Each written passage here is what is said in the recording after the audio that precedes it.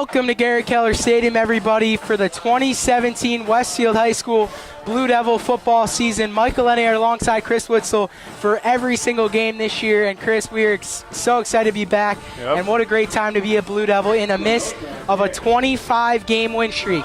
Back-to-back Group 5 state titles, and here they are hosting the Linden Tigers in the season opener in front of an awesome crowd. Absolutely, Mike, and this game is just about to get away, and I'm as excited as everyone else in the stadium right now.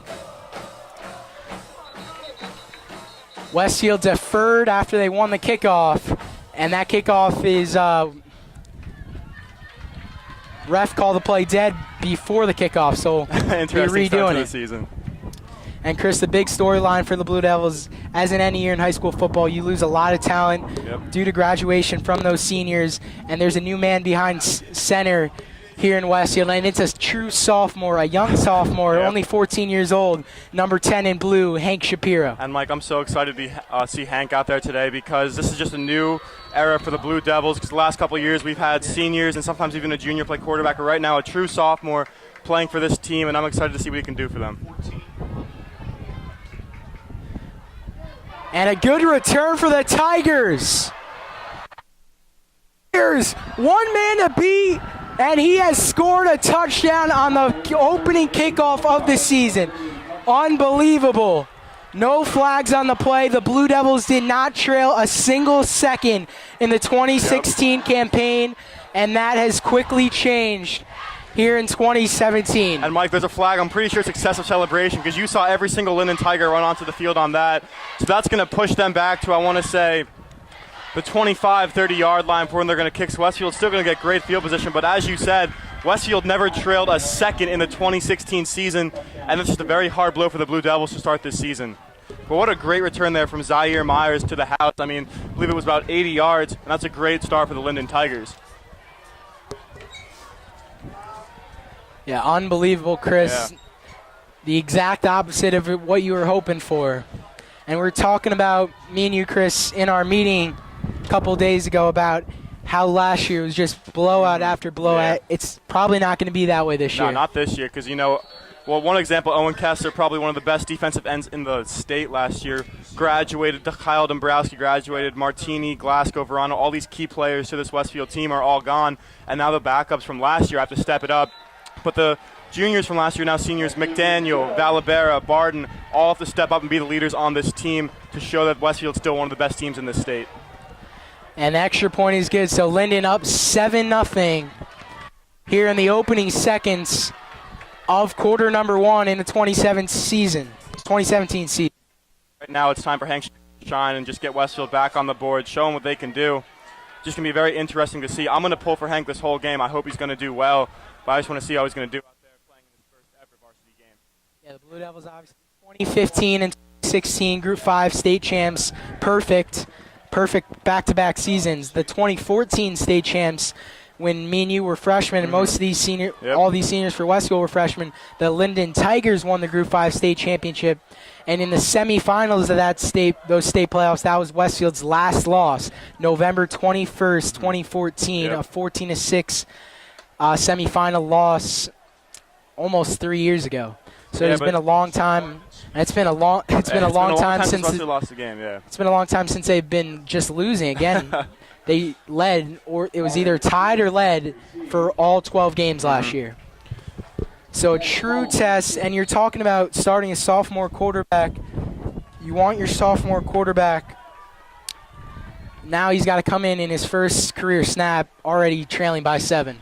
Yeah, but hey, right now that's sometimes it happens in a game though, Mike. You down by a couple scores. Right now it's only 7 points, so one touchdown. You just got to bounce back and get the team rolling. And right now this Westfield offense, even though they have Hank Shapiro, basically a rookie to the varsity team, they have a lot of veterans on it as well. The junior Emmett Smith, who's going to get a lot of touches in his junior campaign with a return down near the 20-yard line, where the Blue Devil offense will come out for the first time this year.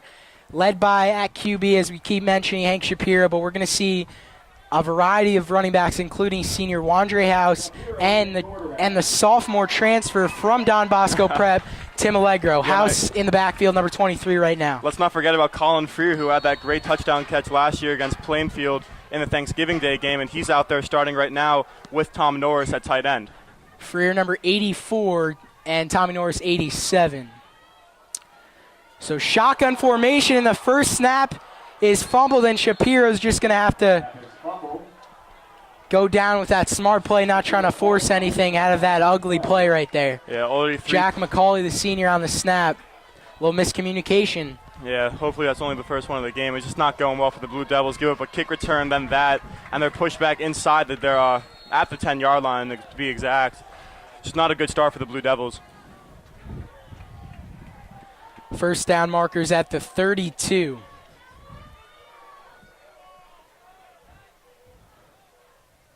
So second and long, they'll hand it off to the Gettysburg commit, Wandre House.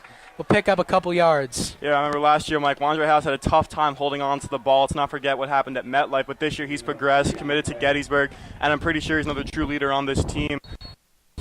A lot of touches this year along with Tim Allegro. Not going to forget his first game back. He had a 56-yard carry for a touchdown. Let's hope we can have another great season like that right now. Or excuse me, another great run right now. House right now the only member of this football team currently on where he'll college football next year. Yeah. 5 guys from last year's team playing at a higher level. We saw it this afternoon, actually. Jeff Gagum of Kane going up against Ish Glasgow in Springfield. And that play is blown dead. We have a penalty. Delay of game on the offense, so that'll back up Westfield even further for a third and almost impossible, Chris, on this opening possession. Yeah, right now I'm pretty sure Coach Asarno just got his defense out there, the more experienced side of the ball with all linebackers coming back, and Sean Zweier, the newly started varsity player, but also their secondary as well, Adam McDaniel and Stevie Barden, along with but their D-line, again, most of them left with Gagum, Dombrowski, and Kessler. The only returning one is Valabera. Let's see if they can just get it done. Ball at about the 8. Interesting to see Jason Cassett, Emmett Smith, the wide receivers. No McDaniel or Barden. A draw to House to pick up a few yards there, but it'll bring up 4th and 11. So we'll see the punt unit for the Blue Devils. It's not the worst thing that could have happened right there. I mean, House got a good gain just to get him out of the danger zone near their end zone. And right now, it's the junior Tom DeRosa. It's back to kick. You're not seeing Boland in at punter or kicker this year. It looks like it's going to be DeRosa's job. Taking over for this Kyle Dombrowski, longtime punter. And DeRosa's first punt is a line drive, low one. It'll bounce and be down at the 39. Yeah, not a bad kick there from DeRosa. He kicked that from his own end zone all the way to the other 39-yard line, so not a bad kick from the junior, But right now, the Westfield defense has to stick up for what happened last time on the kick, and they just got to hunker down and just make sure that Linden doesn't score again. I'm like, again, to mention that Westfield last year was so good at pinning their opponents way back in their own territory. Even if they were at the 30-yard line and had to do something, they would make Dombrowski kick it out of bounds and pin them back at their own 10. Just a very smart thing to do. But right now, Westfield is probably not where they really want them to start, around their own Linden's own 40-yard line. But it's better than being in Westfield territory. Good punt, but great field position for the Tigers. And there's the pitch to the junior B.J. George, the feature back for the Linden Tigers. Started as a sophomore last season, racked up over 400 yards, and he's Linden's main weapon. The Tigers also starting a sophomore quarterback this year, number 13, Zion Marshall. So battle the sophomore QBs, but B.J. George, he's going to be the difference if Linden wants to win this game. Westfield's linebacker core, Chris, it really needs to stop number 7. Yeah, B.J. George, he's going against a very inexperienced defensive line. Sure, most of them are all seniors, but again, they didn't play last year. As he cuts it to the left side of the field. And great tackle there from Adam McDaniel. McDaniel gets the stop. There is a penalty marker. And Barden's helmet comes off, and a late penalty marker. Brings up 3rd and short, but we're going to see as we wait this penalty. And Chris, this defensive end is pretty young, except they do have Valabera, the 3-year starter now. Yeah. Joe Sangiacomo, the linebacker, he moved from linebacker to defensive end. So he bulked up going on that front line. But the linebackers in the middle, very experienced with Jake Dayon, Drew Ortiz, and Shea Elliott, Yeah, all absolutely. multiple-year starters and now seniors, and that penalty on Linden's going to back him up. Well, Mike, when I played freshman year football, Joe Sangiacombe was actually defensive end and transitioned over to linebacker, so he's back at his normal position. And right now, this defensive line, it consists of Jake Val, Joe Sangiacombe, and I believe Russell Drew Weber. Ortiz. That front, they've been playing their entire life in this Westfield football system, and they just got to get it done. Right now, it's a 3rd and long Will Kessler, for Linden. the brother of Owen Kessler, who's playing at Georgetown, is going to get a lot of action at linebacker. Marshall, he could run with it. Not much room to go, and he'll barely get to the original line of scrimmage. So he'll bring up 4th and 11, so Linden will have to punt on their second possession of the game, their first play from actual scrimmage. And Emmett Smith, back to receive the punt. Last time had a little trouble holding on to the ball with that. I believe him and Barden had a little miscommunication on who was going to get it. But Smith last year did get a couple returns in. Most of them were fair catches, but still he's had some experience on getting the ball down to the field, and just maybe this time he can break it open for a big one. Yeah, only picked up about 5 yards or so on that kickoff after the Linden kickoff return from Zaire Myers. And this Westfield punt unit, they also had a couple block punts last year too, Mike. There's a high punt. Smith will let it bounce, and it'll be down near the 25, where the Blue Devils will take over, hoping for a better series than what we saw just a few minutes ago. Absolutely. We didn't see Shapiro throw the ball at all. I'm pretty sure DeSarno just wants the veteran players on this team to run the ball again with House just in the backfield. But remember, we also saw Jake Valabera get a lot of touches last year in the late end of the season, only because Verano, Glasgow, of them were injured. But Val, again, he looked pretty good in the state final game. He had a touchdown for a great run. And we'll probably see him in there a couple times this year as well. So another shotgun, and we're seeing Jason Cassett on the far left, and Emmett Smith as the wide receivers, number 1 and 2 for the Blue Devils. That's Wandre House. He's getting these starting carries at halfback. Yeah, Mike, and we were expecting to see McDaniel and Barden at wide receiver. That's the talk of the whole town. But right now we see Cassett and Smith. Cassett and Smith didn't play much wide receiver last year coming into the late goings. But this year getting the start, and DeSarno has confidence in his, not going to say inexperienced, but not too much varsity time players. Second down here for the Blue Devils. Play action. Shapiro rolls to his by Khalil Rowe Woods, the 6'4" defensive end and wide receiver senior for the Tigers, one of the 4 captains for Linden, making a big play. Yeah, it's 6'4", 195. It's going to be a tough time to stop Khalil, and that was just great pass rush there, just tipping Shapiro's pass. But for Shapiro, he's got to get that out further. He had Freer coming across on the drag, and if he hit him more near the sideline instead of towards the middle of the field-ish, it would have been a call for a completion. So 3rd and 9. 3 receivers to the left of Shapiro. Screen pass to Wandre House, almost dropped it, and nowhere to go. Dropped for about no gain there, and Westfield going to have to punt again. They'll send out to Rosa. Yeah, Mike, last season we didn't see Westfield punt twice, let alone in a game.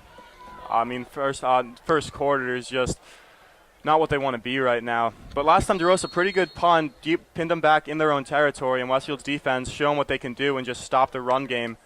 And let's hope they can do it again. Yeah, also a huge chip on these shoulders for these Linden seniors. Yep. Being for the seniors, a part of the program for 4 years as a fair catch is taken by Markel McDuffie, another senior captain for the Tigers. But going back, the 4-year seniors for Linden, their freshman year being a part of the program, they got to witness the state championship. And these last 2 years, they've witnessed Westfield basically rock them. Last year, opening night at Linden, 30-0. Just it was supposed to be. People thought it was going to be a close game, and Westfield just absolutely rocked them. They've had all off-season Linden to prepare for this game, knowing that Westfield, longest winning streak in the state, and what a statement it would be for them to come into Westfield territory and get an opening day win and break the streak. And they're off to a pretty good start. Delayed handoff to Daraje Parker. And like what you were saying, Daraje Parker, excuse me. People wanted to get Another senior captain. People wanted to get revenge on Westfield. It's just people from Westfield were saying, "Oh yeah, it's going to be an easy three-peat with the coming back seniors." But don't forget, you also have these juniors who played last year and now seniors this year who didn't play a snap and starting. So it's going to be a very difficult transition for those players to make an impact like Kessler and Martini did. And going back to the quarterbacks, obviously Phil Martini is senior, Hank Shapiro is sophomore, but it just wasn't a 2-year difference. It was really a 4-year difference. Yeah. Phil Martini, he was an 18-year-old senior. Hank Shapiro, a 14-year-old sophomore. So huge difference. Drew Orts, almost a big block in the back. Almost a big sack in the back, excuse me. And nearly picked off by Stevie Barden. And that was Jake Valabera getting the pressure. Yeah, you could hear My apologies, said Drew Ortiz. That was Valabera. Had the tackle on the previous run and then almost had a huge sack for a big loss. Yeah, you could hear the fans there. I thought there was a hole. I didn't see anything, but Barden, again, last year he was great at getting interceptions. Right there, almost had another one. He just knows how to read the quarterback. He saw Marshall rolling out to the right, and he was right there. Almost came up with the interception, but now it brings up a 3rd and about 9.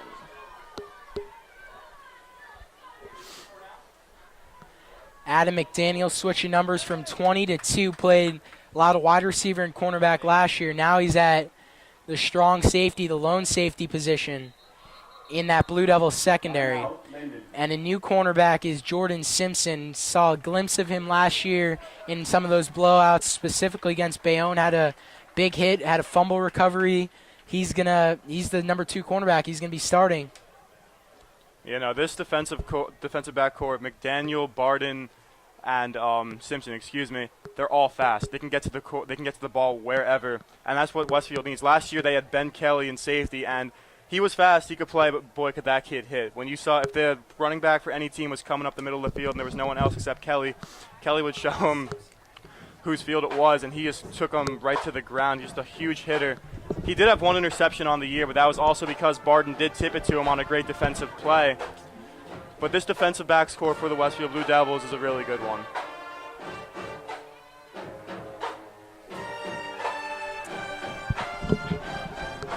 So 3rd and long for Zion Marshall and his Tigers. 3 receivers to his left, and he's going to run it with it the other way and has the first down and gets out of bounds.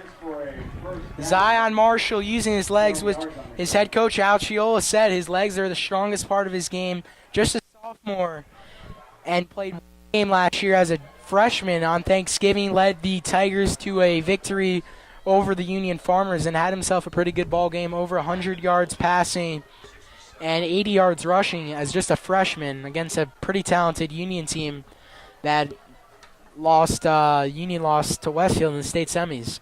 Yeah, so Marshall could play. I'm pretty sure Marshall, I didn't know who he was going up against, but he also went up against Will Kessler, I believe a sophomore.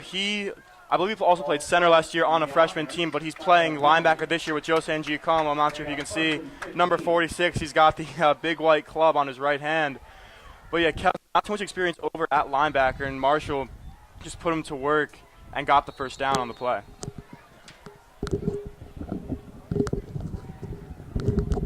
So fresh set of downs for Linden, but they'll be backed up 5 yards after the false start.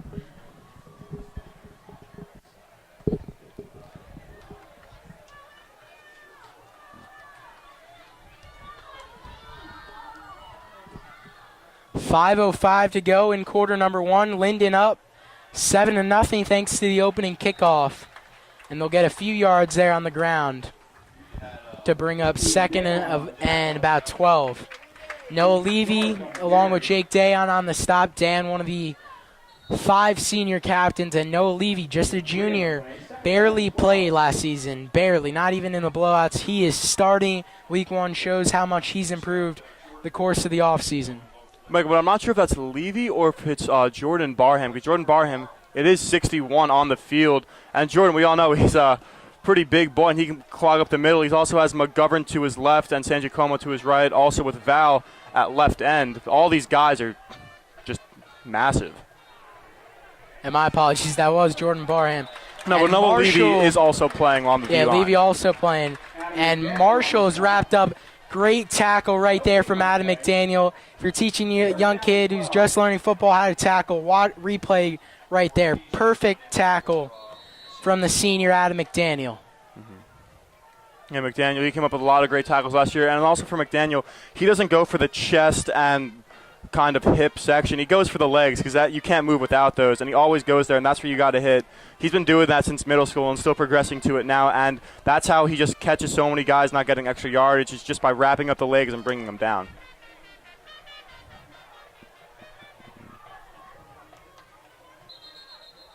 And another penalty marker before the snap. I believe it's a delay of game. Delay of game on the offense. Is a delay of game. He'll back up Linden another 5 yards. Be 3rd and 16. Be 3rd and 16. For Linden. The 3 big pieces, I should say, on that D-line last year that are gone. Nick Marr, Owen Kessler, and Jeff Gagum. Yep. So that is 3 what we like to call men, Chris, that you're losing. That is a lot of... Yeah. That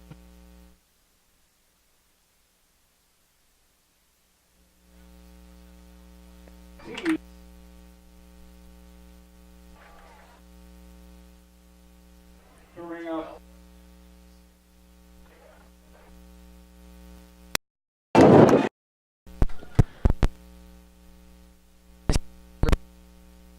also another senior who hasn't played much Yep. at the varsity level in Yeah, his he's more of a special teams player now, Westfield but he's career. getting more reps at defense. And Chris, only injuries we're aware of, Peyton Schluid out Yep. for the season, and that's a shame because he's really improved over the course of his 4 years. As that's a low snap and the punt is blocked. Shea Elliott getting his hands on the block, and Westfield will recover with excellent field position on the opposing 32, and that's the momentum switch that the Blue Devils really could use right now. Yeah, that's what the Westfield defense and special teams can do. As I said before, they blocked a couple punts last year, and Shea Elliott getting the first one this year. It was a missnap too, but Elliott got in there, and great block, and Westfield great field position, courtesy of Shea Elliott. Yeah, that is just a poor snap from Isaiah Alejo. Yeah, And it made it very easy for Elliott to just stick his hands out there, going full speed, and block the punt. Nice job by the Blue Devil special teams of recovering as well. I believe Will Kessler also got in there too. I'm pretty sure Shea got the block, but Kessler was right there to pick up the ball. So 3 receivers set now on this 3rd possession. It was Matt McIntyre in motion, and Wandre House on the carry for gain of about 1. Yeah, Mike, some of these names we weren't really expecting to see. McIntyre, Cassett, and even Smith sometimes. I was expecting to see more in the slot, but right now he's playing a wide receiver position. But I was expecting, more Barden, McDaniel, guys who usually play wide receiver and played last year as well. But Desarno's confident in his young fellas. I mean, McIntyre and Smith, only juniors, and Cassett, again, not really a very varsity experienced player, but nothing really thrown their way except for that one pass from Shapiro to Freer. But once they see him in action, let's hope they do well. Another handoff. House has room up the middle and picks up the first down. Big hole up the middle. Yep. Credit the offensive line. 2 Macaulays on this starting O-line for the Blue Devils. Senior captain Jack McCauley at center and sophomore Declan McCauley at left tackle. Yeah, Mike, when you have those 2 guys, it's basically having 2 of the same. They're the same size. They're the same height. They even look the same. And just having those 2 guys on the offensive line really is a power surge for the running backs to get through.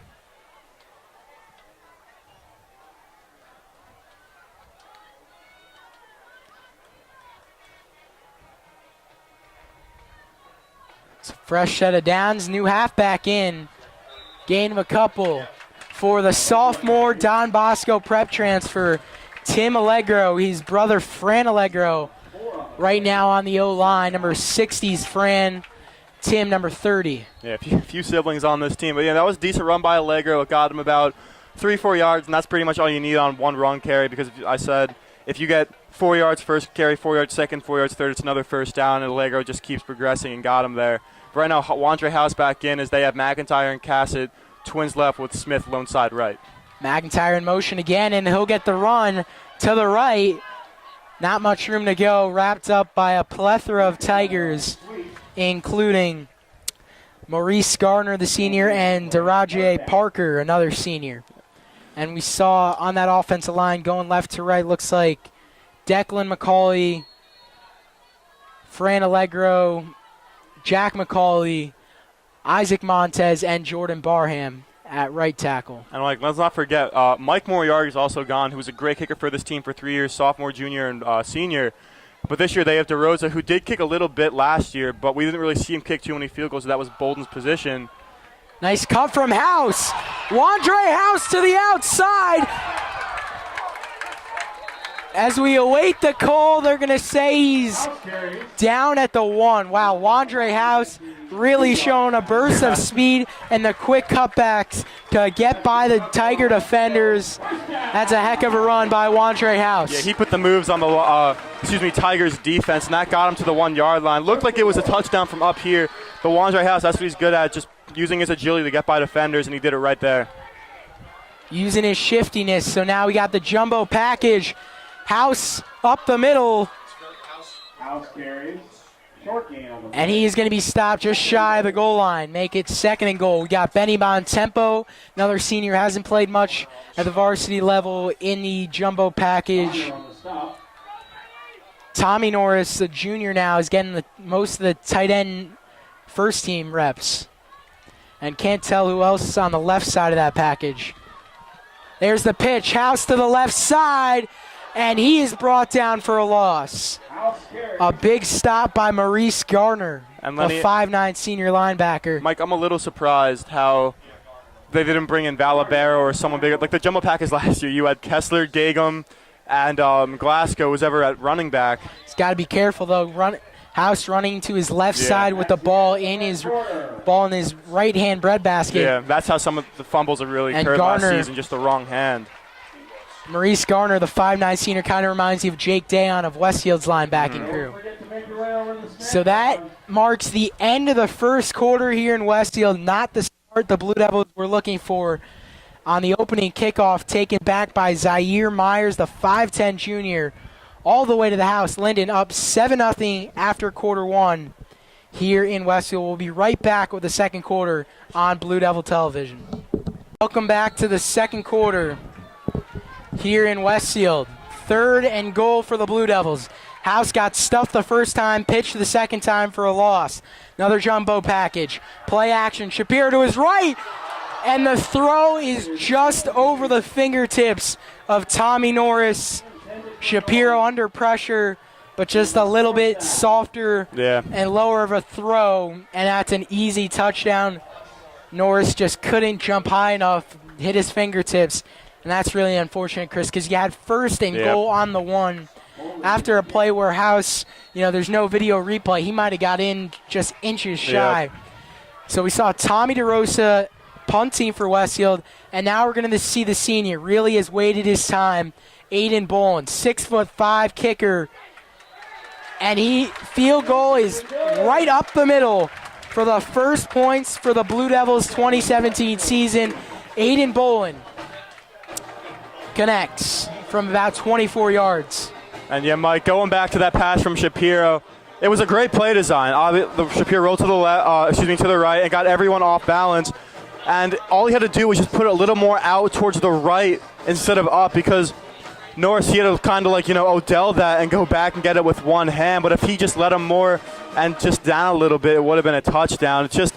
It's showing the inexperience of Hank, but again, it was a great play to call.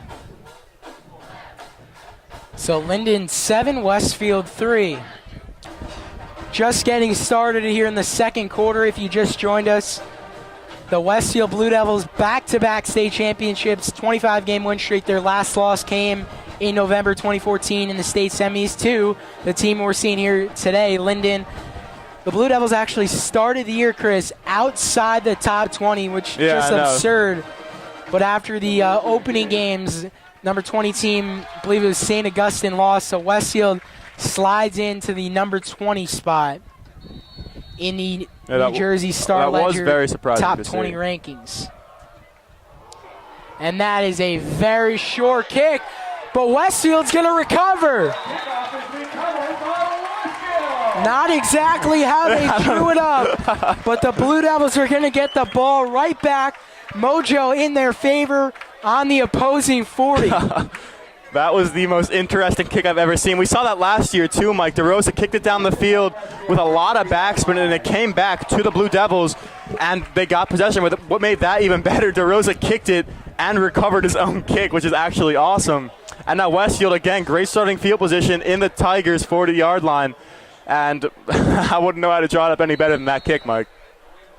Yeah, not something you see every day there in high school football, but great field position for Westfield. They got to get right back at it, and you really want to put a touchdown on the board here, Chris. Don't want to settle for 3 like they did last possession.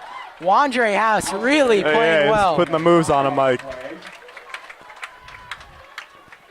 Cutting back, just making defenders miss left and right, juking out everybody. And what looked like to the kick before, looked like a very botched kick. It got everyone in the crowd down, just how bad it was, but it turned out to be a really good one as Westfield got it back. But going back to Wandre House, we saw it down before on the other side of the field. He put the moves on some Tigers defenders, and right there, he picked up a great 5 yards, what looked like it was going to go nowhere, but again, a great gain.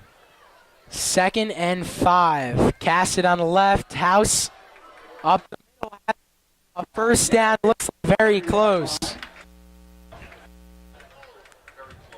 Offensive line doing a good job, and it is good enough for the first down. And Mike, what I saw there again, House, he's doing great. He's using his agility to the best. But as I saw him there before, he kind of windmilled the ball up with him as he was jumping up over a defender, and that's where it can cost you sometimes. It's just one little tap of the arm and the ball falls out. But luckily he held on to it. I'm pretty sure he's mature as a player. As we said last year, had a difficult time holding on to the ball, but this year it looks like he's been playing varsity ball for his past 4 years. 2 receivers set on 1st and 10. House gets another carry, and this time he is shut down quickly. And like this game, we've only seen Shapiro throw the ball twice. We just see it probably just shows Sarno. He's definitely confident in his young quarterback, but he doesn't want to overplay it. As Paus, he's just having a great day on the ground. But sooner or later in this game, Shapiro's going to start throwing the ball as this Tigers defense is going to catch on to whatever play call the House is going to, whatever Braun House is going to do.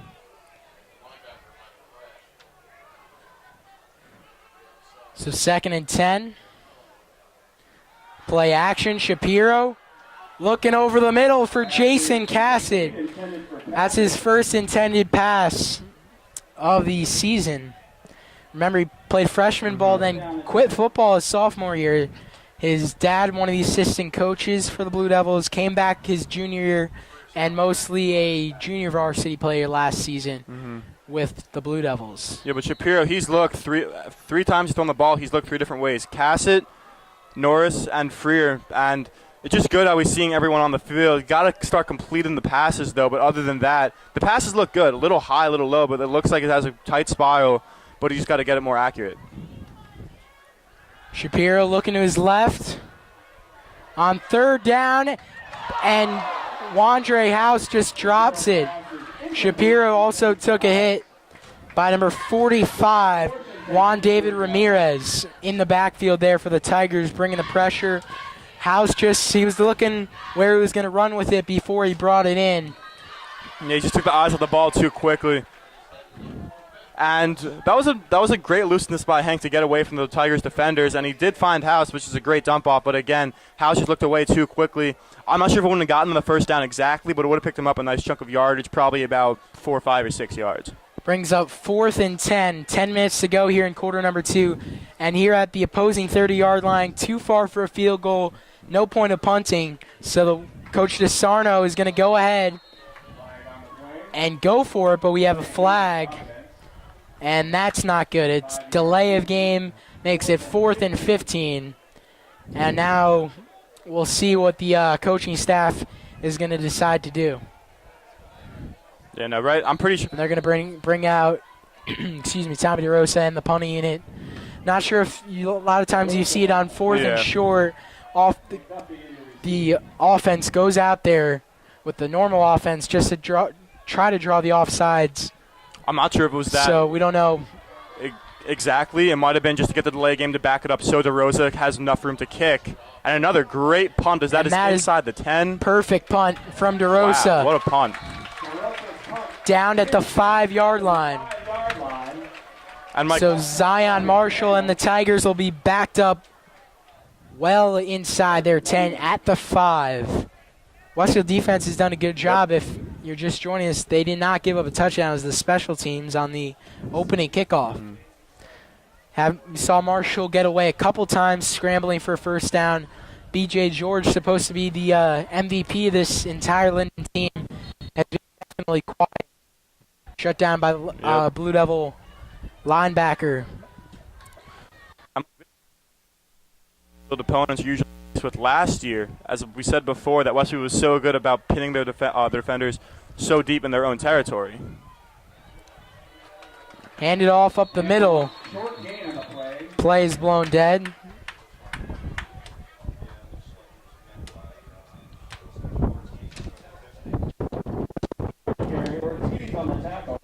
Drew Ortiz making the stop, named one of the top linebackers to watch this season in 2017 by New Jersey Star Ledger.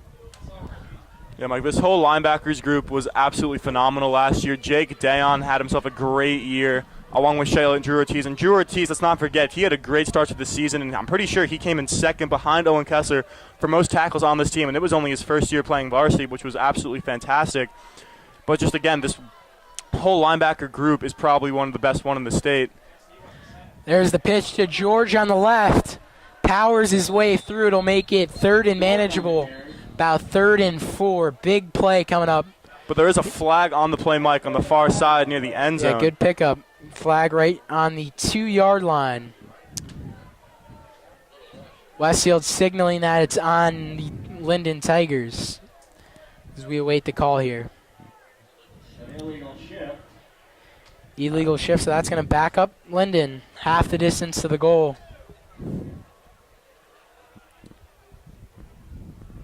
That'll be half the distance to the goal. They'll replay 2nd down.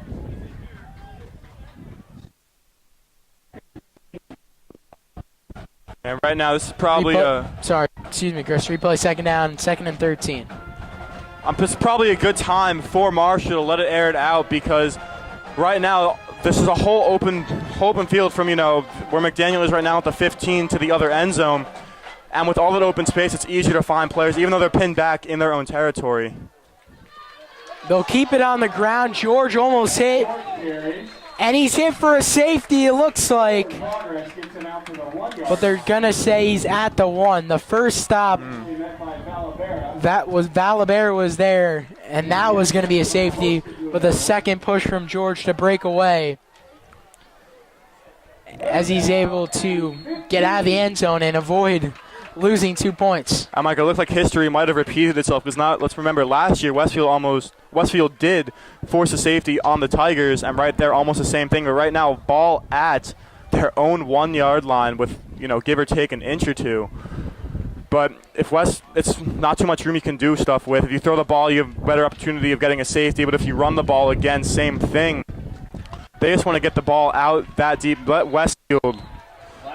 And another flag. The yellow penalty markers have been out and often early on.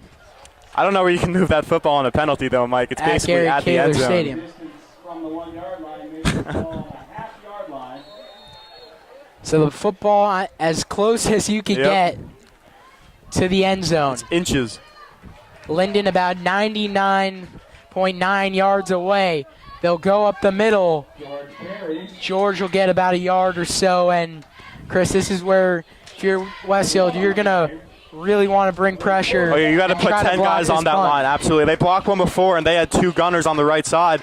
Right now, you got to load everyone up. Put Smith back. Looks like McDaniel's going to talk to him about it, but you just got to put everyone on there. And, again, the punter last time for the Tigers, he had a lot of room back there, but right now he's only limited to 11 yards when a punt's average for depth from a punter to the center is about 13, 14.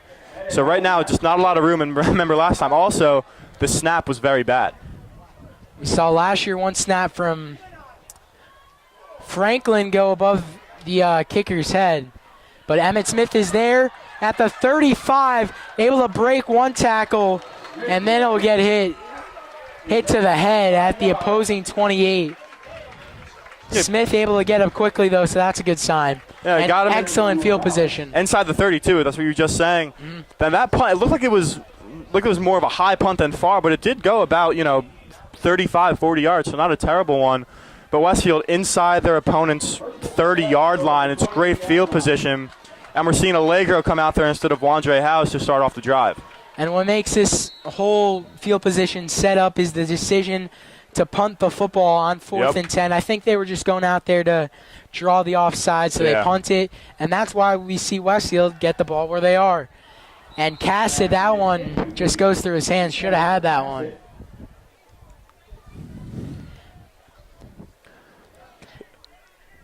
And I know we keep mentioning it, Chris, with no disrespect to Cassidy or Emmitt Smith, Adam McDaniel is one heck of a receiver. Oh, absolutely. He's got Division I FCS caliber and I'd say wide receiver hands, or on the safety. He's playing a lot of safety right now. I'm really surprised because he had a great year. He had some huge catches, some big-time catches when Westfield needed a big play. And let's not forget, I'm going to say he was the MVP of the state championship game. Sure, it was only for the defensive purposes, but, when he had that pick six, the same hands you used to pick that ball off, same hands you used to catch a pass from your quarterback. Yeah, unlike 10 out of 12 games last year that were blowouts, Westfield only won 15-13. Remember, Bridgewater didn't get the 2-point conversion. That was a close game to the finish line, and Adam McDaniel's pick six in the middle of the game. That was probably the best play of the whole huge. game. It sealed the deal. Westfield only scored 2 touchdowns back on December the 3rd. And Mike, also, I'm going to say he's the best all-around player on this team. He's tall, he's fast, he's got hands. He can do it all. He's a 5'2" athlete when it comes to football. But, yeah, I don't know why exactly, in my opinion, that he's not out there with the receiving corps. But he's probably one of the best players on this team. He's a captain. And playing safety, you got to be same things as a wide receiver. You got to be heads up. You got to know where to go. You got to have the head for it, and you got to have the hands as well.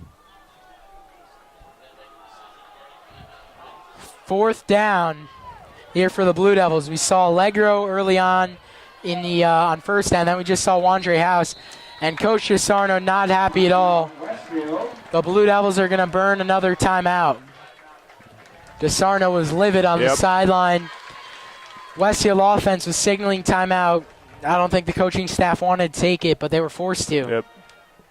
And, Mike, there wasn't many penalties for delay of game last season with Martini. It's just, again, with Hank Shapiro that, he doesn't know too much about what he's doing compared to Martini.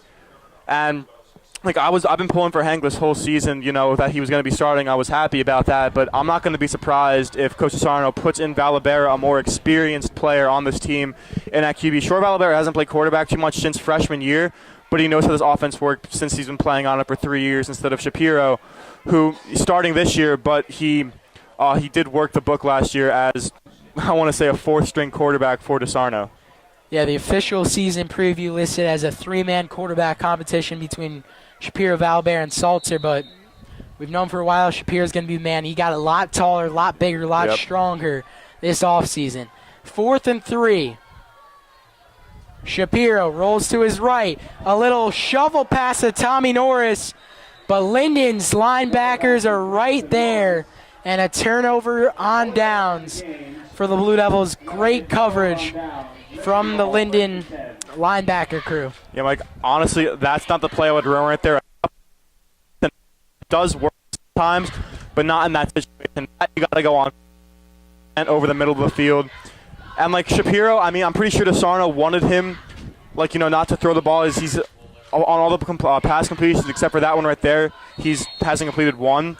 But that one, he's got to find Cassidy or Smith on some sort of out route or in route just to get a first down. The shuffle pass, it was just, personally, I don't think it was the right call. So 5:28 to go here in quarter number 2. Been a defensive battle, really. Both the offenses have struggled.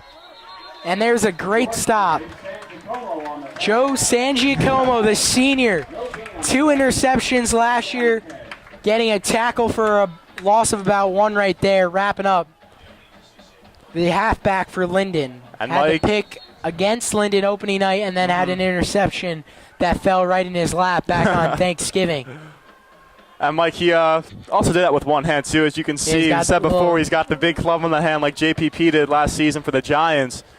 But that's not going to stop him. He got in there, and he actually tried to use it. I saw him to try to get the ball out. Yeah, that's his right hand for number 46, the senior, Sangiacomo. And not much room for B.J. George. Valabera loses his helmet, and if you lose your helmet, you got to sit for 1 play. Oh, I didn't know that was a rule, Mike. And Isaiah Reese will check in for Valabera. Reese, number 58, 170-pound linebacker senior. Yeah, now Valabera, is probably the rock for this defensive line. He's been playing the past 3 years, so it's kind of concerning with him out of the ball game. But again, they've had 4 very experienced seniors on that line. 3rd down for Linden, going with a 3-receiver set. End around fake, and Marshall is wrapped up. Joe Sangiacomo. That is a big stop for Westfield. This defense leaving where they left off from last season. And brings up 4th and long. They're going to have to punt. Emmett Smith will await. And Mike, this time, I don't know if you want to try to go block it again, as they already have 1 of the day, but it looks like all 10 guys, who except for Smith, are up on that line. And I don't know if you just want to try to get more yards on the punt or just go for it all and try to block it.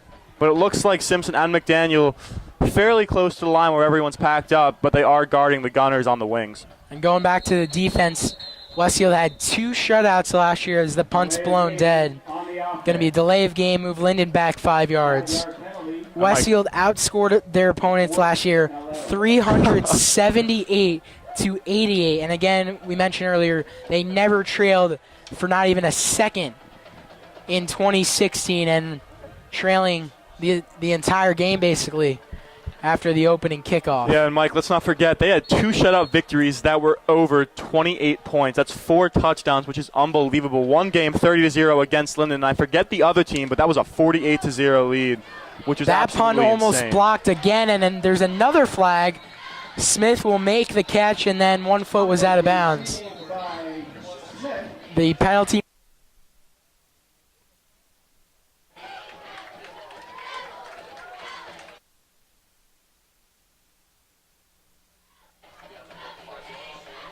Illegal motion on the offense. Another flag on Linden, illegal motion. Wish we had a stat for how many penalties there have been in the game, Mike, because right now, it's not even the second half, and I'm going to say there's about 8 already in this game. Yeah, Westfield accepted the penalty rather than decline, so smart decision, moves Linden back again. And this will be the 3rd time in this exact possession that they're going to have to punt. So 3rd go around for the punter, Terrell Johnson, number 11, the senior in white. Again, almost blocked. Smith is back there. It was Rory McGovern who almost got his hands on the punt. Block. There goes Smith on the outside into Linden territory. A huge return, and he is knocked out of bounds around the 27-yard line. And that was a huge hit there by Jake Valabera. I think they're going to call a hold or a block in the back, but I don't think so. Smith picked up about 35, started on the left out of bounds hash mark all the way to the right sideline where he was pushed out. Great return for the junior Emmett Smith. Now, that was one of the biggest hits I've ever seen on this field or even our time broadcasting, Mike. Last year we saw Dombrowski getting the big hits. Ridge, Franklin, all of them. Gave Ish Glasgow the big 80-yard touchdown. 80-yard touchdown. But Smith, that was a great return, but Mike, I don't think that was a penalty. Valabera, he hit him legally right in the chest, and it was just a great block. But it's going to push Westfield back 10 yards. Still great field position. They're at their own 48-yard line. Oh, 15 yards, excuse me. Still in great field position, but again, Smith with a great return. That's going to take away 15 extra yards that Westfield had before the penalty, which would put them in even better field position. 2:50 to go. They'll take over at their own.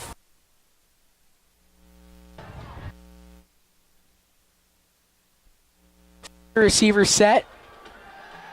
Shapiro takes a hit. Pass is complete. Not much gain, though. It's Colin Freer, his first catch of the season, his second career varsity catch, remember, last year on Thanksgiving. First time in 20 years a Westfield freshman caught a touchdown. That was back on Thanksgiving against the Plainfield Cardinals. It was a 1-yard TD. Yeah, that was a great game. Yeah. And a big battle this offseason between who's going to get the tight end starting spot. It's been mostly Tommy Norris in there, who almost caught a touchdown just off his fingertips. Back in for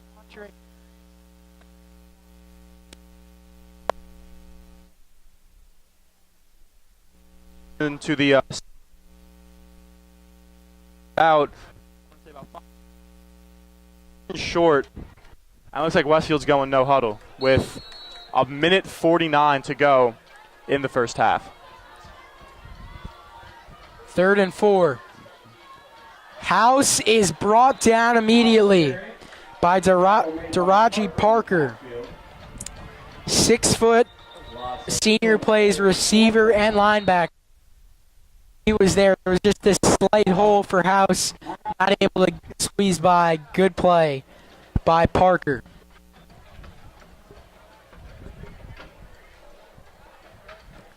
So timeout on the field with a minute 30 to go, and it looks like before the timeout, the Westfield's punt team was going onto the field. Yeah, too risky to go for it right now, about a 4th and 5, and right near midfield as well. So if DeRosa can, pin it back where he did before, that was another great punt. Westfield almost got a safety last time too. With a minute 30 to go, if they can get a safety, they can get the ball back in their hands, and they usually do get good field position when it comes to returning punts, as we saw before with Smith returning it for about 35 yards.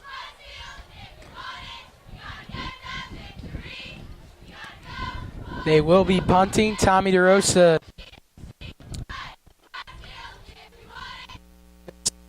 had a very busy afternoon. Also taking care of kickoffs, but we'll see how much longer that goes for, because even though it worked out, not necessarily what you want on his kickoff after Westfield had the Aiden Bolden field goal. Yeah, no, but DeRosa, he's looked good. Like, I was expecting Bolden to be out there and kicking the punts, but DeRosa, everything's looking good, and he's been kicking it pretty far. Line drive punt, but it's a good one inside the 20, where Stevie Barden will fall on at 18.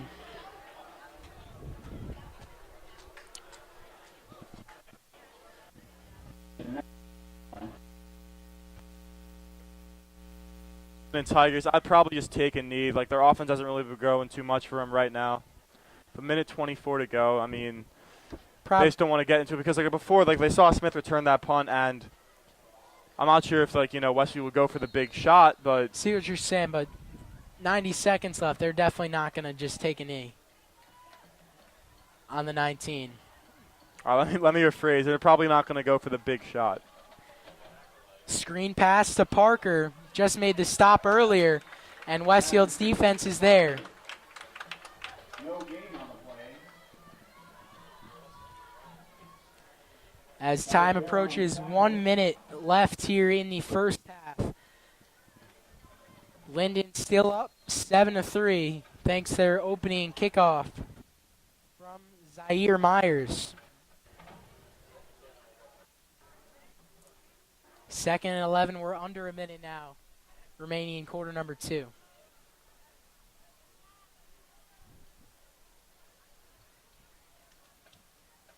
Marshall drops, takes a big hit from Sanchicomo, and nearly intercepted. Simpson, he turned his back. I don't think he knew that the ball was coming right to him.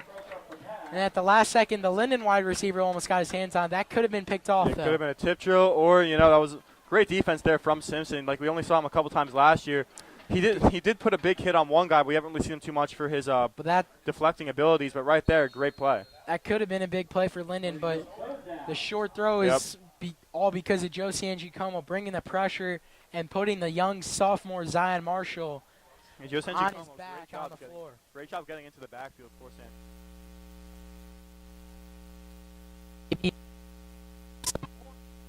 And there's another stop.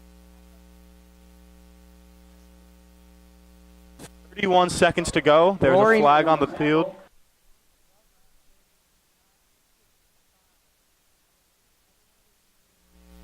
To see the in his Westfield career. McGovern actually his freshman year. So he didn't play. Is on varsity obviously, but they did give him a ring. Yep. So McGovern, he's got the most rings out of everybody in terms of football. Not sure if he wants to count the Peters ring for being part of the Westfield football program.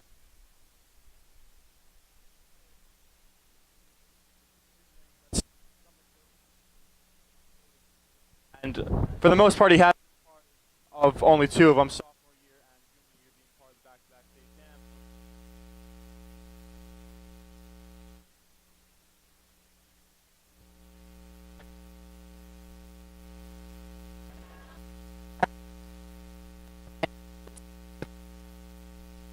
Evan Smith doing all the returning for the Blue Devils so far. On the kickoff, we saw Smith back there with Barton, but Smith definitely the number one option for punt returns. He's standing at his own 40. And if he could break off another return like he did Try to get last it at least time, into Westfield territory, could be in good shape to at least get 3 points. High kick. Smith has to back up a few yards, and he is still on his feet to the outside down at the 40, but a good chunk of time taken off the clock, 12 seconds to be exact, with 19 remaining. And with Hank Shapiro, not doing the best at completing passes today, I'm not sure if DeSarno really wants him to throw the ball too much. If I'm not mistaken, no official statistician right next to us, but only one complete pass to Colin Freer. Yeah. For 1 yard. Yeah, the passing game is just not going anywhere for Westfield. They got to work on that this week. Yeah, it's a huge hit when you lose a guy like Phil Martini. Martini only started for 1 year, played a little bit his junior year, but he had the best year in school history. Oh yeah, no. Breaking New York Giants quarterback Dave Brown's school records. Martini, heck of a year last season. Currently prepping a year at the Loomis Chaffee School in New England. There's Tim Allegro showing the burst of speed, picks up 10 yards, gets the first down. Clock stops, so they move the chains. We'll see if DeSarno uses out remaining. Clock's at 12. It does stop for a few seconds, so they get the chain set, and now it'll restart, I should say. Shapiro dropping, trying to take a shot. Tommy Norris couldn't bring it in. I didn't have a good angle. Not sure if B.J. George got his hands in there. I think he did so, Mike. Yeah, that ball was not behind him, but it was a little not underthrown. Not more so, where you want the ball out to be out in front. But it looked like a good throw. Just again, not too accurate, and Hank has to work on that going into the second half. But it did look like B.J. George only got a hand on it because it was thrown behind him. If it was thrown right at the numbers or a little bit in front, it would have been a solid game, and George still would have been on the ground, so Norris would have gotten probably out of bounds. 3 seconds left, so this is going to be the last play. Tim Allegro, he is a powerful young running back, picks up about 6 yards, but that'll end the first half. And Chris, not the start Westfield was looking for by any stretch of the imagination. The opening kickoff was really their only huge mistake, but it was definitely killer. They're still trailing. Game just not.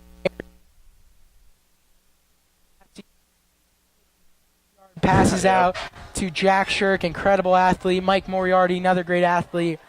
We're just not seeing that today. Be interesting to see who hasn't lined up at all. Position. Linden up 7-3. You're watching the Westfield High School football season opener on BDTV. We'll be right back with the second half after these words from your local station. So welcome back here to Westfield, New Jersey at Gary Kehler Stadium.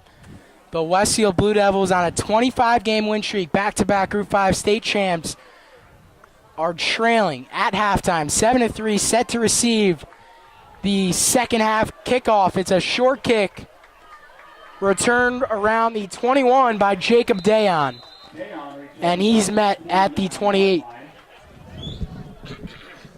So 2 kickoffs, not both ways, not really Westfield wanted to go. First time, Smith and Barton got a little miscommunication and cost them a couple yards. This time, Dayon, not really the designated kick returner, but he did his job, and he got him decent field position at the 29-yard line.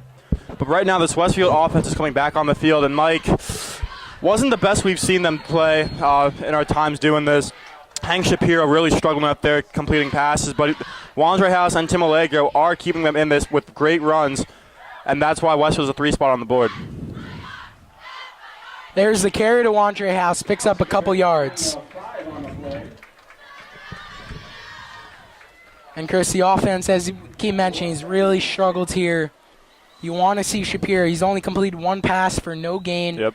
As to Colin Fair, you want to see him get some short, quick, complete passes, move the chains, give the young kid some confidence now. That's what you need, honestly. Like if Emmett Smith, Jason Cassett, a quick in, a quick slant, a quick out, anything that can be a quick pass for Shapiro to complete, that's what will build his confidence, and that can get Westfield going in this game. The run game has been there with Allegro and Wandre House getting it done, but you don't win football games just from running the football. You got to know how to pass the ball as well. 3rd down and 2.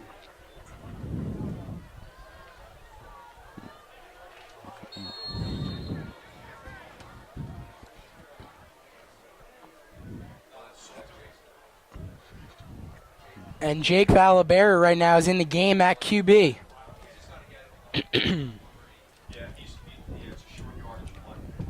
3rd and 2. Valabera, as you said, last time played quarterback as a freshman, used in the jumbo package, and that's what it is. To the outside, but he's going to be just shy of the first down, it looks like, depending on where they mark this thing. He is short.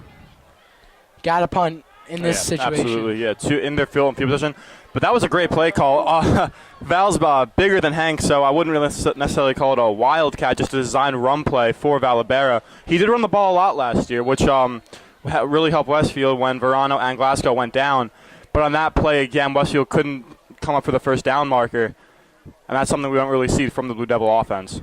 Snap was a little bit to the right, and another line drive, but it'll get the job done, bouncing around to the 25-yard line, where it'll die here in this, 19-yard line, where it'll die here in the old turf at Kehler. Speaking of turf, I believe they're replacing it after this football season for the 2019 season. 18 season. About time. Yeah. Honestly, with all these injuries that have happened the past couple seasons, last year with countless injuries for the Blue Devils happened on this field. Verona with the torn ACL, Moriarty with the torn ACL, and just countless, sprains and breaks on this turf. They finally replace it. See some new updates. Maybe a little Westfield on one end zone. That's what I'm thinking too, yeah. We could get the Devil logo. No, I like the W in the midfield, but yeah, definitely put the name in the end zones. Marshall keeps it to the outside, picks up 2 yards, and just goes out of bounds. And Chris, this is a Linden team. We mentioned earlier, chip on their back for these seniors who have been a part of the program 4 years, witnessed the state title, and witnessed 2 times getting rocked by Westfield. They were here bright and early, 2.5 hours before kickoff. They were pumped up before this game. Yeah, definitely. When they were doing their pregame workouts and stuff like that, they were all in sync, everyone just in it, and that's what really got them going.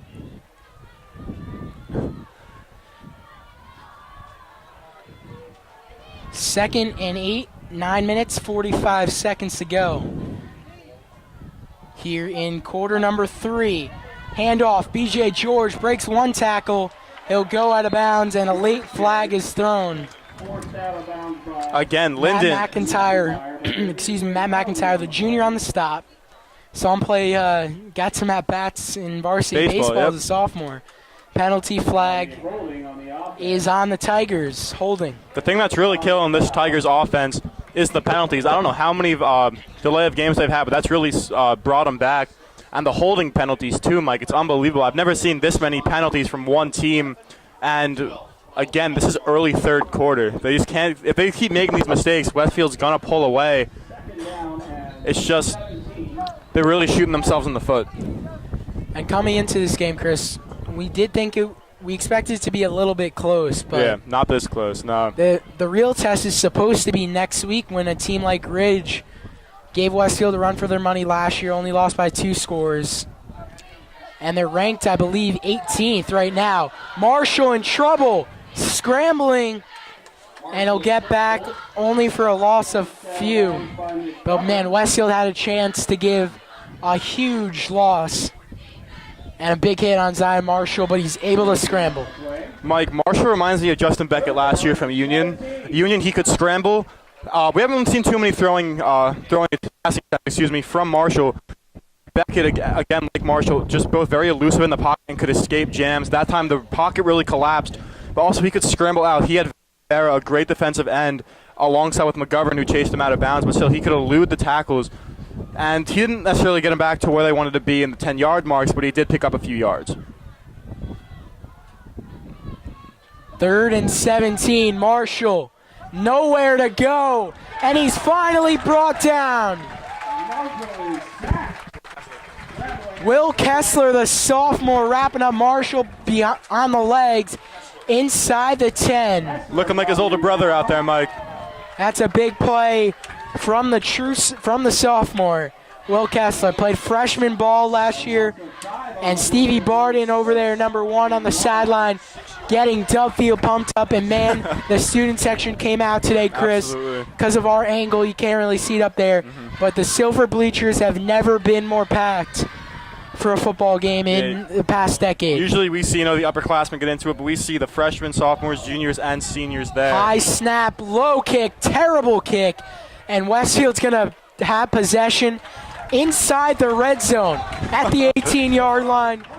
And right now, Chris, this is where you win a football game. Absolutely. The Blue Devils need a touchdown, in my opinion, if they want to win this game. Well, obviously, Gotta convert. They want to be up by 3 points instead of down by 4 right now, and that punt, I don't know. I couldn't see it from where my angle was, Mike, but it just looked like the ball, it went backwards, and none of the Tigers defenders didn't even go after it to stop it down to make it stop rolling even further to give Westfield better field position. But right now, Hank Shapiro, he's got to step up to make sure that Westfield gets a touchdown right here. Right now, he's got House in the backfield, along with Norris and Cass at far side, and I believe Smith and McIntyre close side. Shapiro hands it off. Wandre House diving forward for a nice gain. 2nd and about 5 yards here. Spotted on the 14.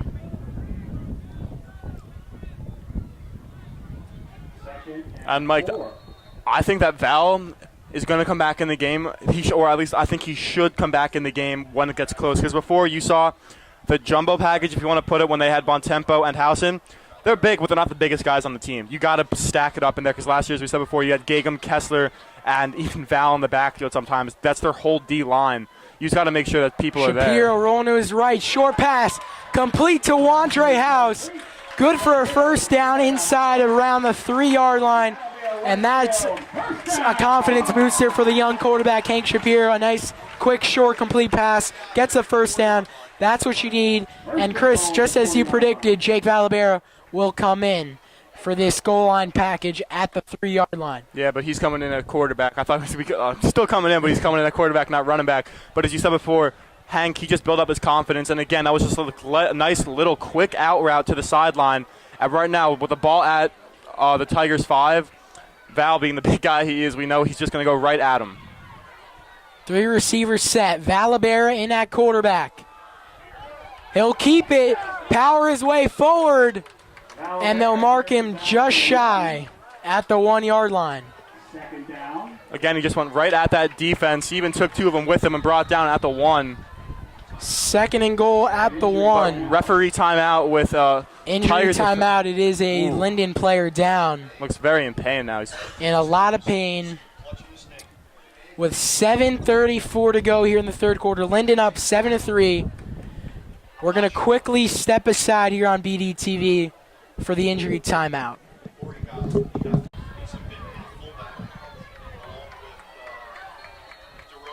Hank Shapiro's back in at QB for the jumbo package. Handoff up the middle. And Valabera is brought down in the backfield for a loss of 2 yards or so. Mike there. I know Valabera was in at the backfield, and that's what I wanted. But again, we just saw him run it right up the gut, and I'm pretty sure Linden was expecting that right there. We saw before it was a perfect little pass execution that could have worked out, but just a little over Tom Norris's head over in the beginning in the Huge second quarter. play Excuse me. for the Blue Devils. Third and goal. Shapiro rolling to his right, and it is incomplete. It should have been intercepted. That would have been very, very bad. It was just dropped by the Linden corner right there. Not sure Shapiro who it was intended for. Yeah, no, that was too tight of a window. Double coverage and fourth and goal. Fourth down and goal. A decision to make from DeSarno, and they're going to keep the offense out there. Down 7-3. Fourth and goal here in the middle of the quarter, number 3. Shapiro, there's the pitch. House lost the football. We'll see who recovers. Either way, it doesn't matter. Linden will take over. We'll take over on down. Mike, that's honestly not the worst thing that can happen in this game because Westfield's defense has just been so good. Again, Westfield had to convert right there. And again, just the inexperience of Hank Shapiro to lead him into the end zone. I thought that pass was going to build up his confidence. I'm not sure what it did. It did get him the yardage. But right now, Westfield, again, Tigers are pinned back deep. You definitely didn't want to kick a field goal there. You would have gotten 3 points probably, but again, the Tigers would have had decent field position at their 30, but instead they have a chance of getting the safety and even getting the ball back. We'll see, but not what the Blue Devils wanted right there. Under 7 minutes to go in the third quarter. The offense continues to struggle. They've been so close to getting in the end zone, but can't come up with those 7 points they are in desperate need for right now. Yeah, Mike, it's like leaving a runner at third base in baseball with 1 out. You got to convert. You got to get the guy in. And again, that's 3 times this game Westfield has been inside the red zone and couldn't convert.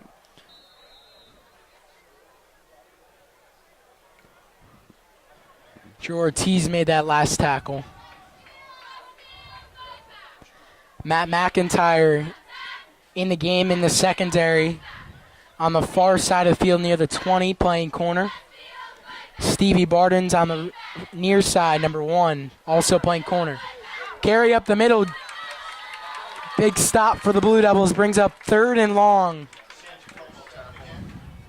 Bunch of Blue Devils in there. Run up the middle by George. San Giacomo on the tackle. And Barham's coming back in for Levy.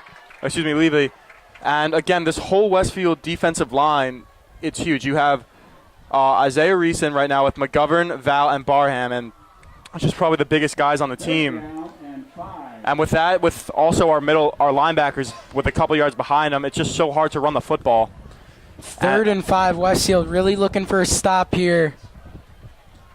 The defense has not been the problem. Defense has played spectacular this afternoon, leaving right from where they left off the past 2 years. And that looks like it's going to be a false start or illegal motion. Definitely on Linden. Will be a false start. And just those are inexperienced mistakes, Chris. Yep. You make a 3rd and 5 manageable. Now you're way backed up. 3rd and 10. And Mike, it's like Not smart from the Linden offensive line right there. Inexperience. And the thing only a couple returning starters. The thing is, though, we were expecting a few more mistakes from their quarterback, Marshall, but he's been looking really good. Sure, a delay of game technically goes on the quarterback, but that can also be on people not getting in the right position. But Marshall's been looking good out there. It's just the offensive line, all these illegal shifts and all that. It's really been shooting them in the foot, and that's costing them all these yards. It was just 3 and 5. Now it's 3rd and 10. and shows with that one-game experience under the belt. As a big run by B.J. George, he extended his arm. We're going to see where they spot it. It is going to be very, very close. 4th down and 1. And it is short, 4th and 1. Got a punt here for Linden. But going back to that, Chris, talking about the sophomore quarterback for the Tigers, Zion Marshall. With that one-game experience, he's been there. He's done it before. He's led this team as a freshman to a varsity victory. Yep. And that was the last game the entire team played back on Thanksgiving. Shapiro never even played JV, just a freshman starter. That's a huge jump. Because JV, that's when you really find yourself as a quarterback. Bad snap and a bad punt, line drive. Westfield will take over at the 44. The ball down to the 45-yard line. 4 minutes to go in quarter number 3. Mike, they got to find something to get them going right now. Hank Shapiro, I mean, he's been looking not terrible. He hasn't thrown an interception all day. A couple times he should have been picked, but he's gotten away with it.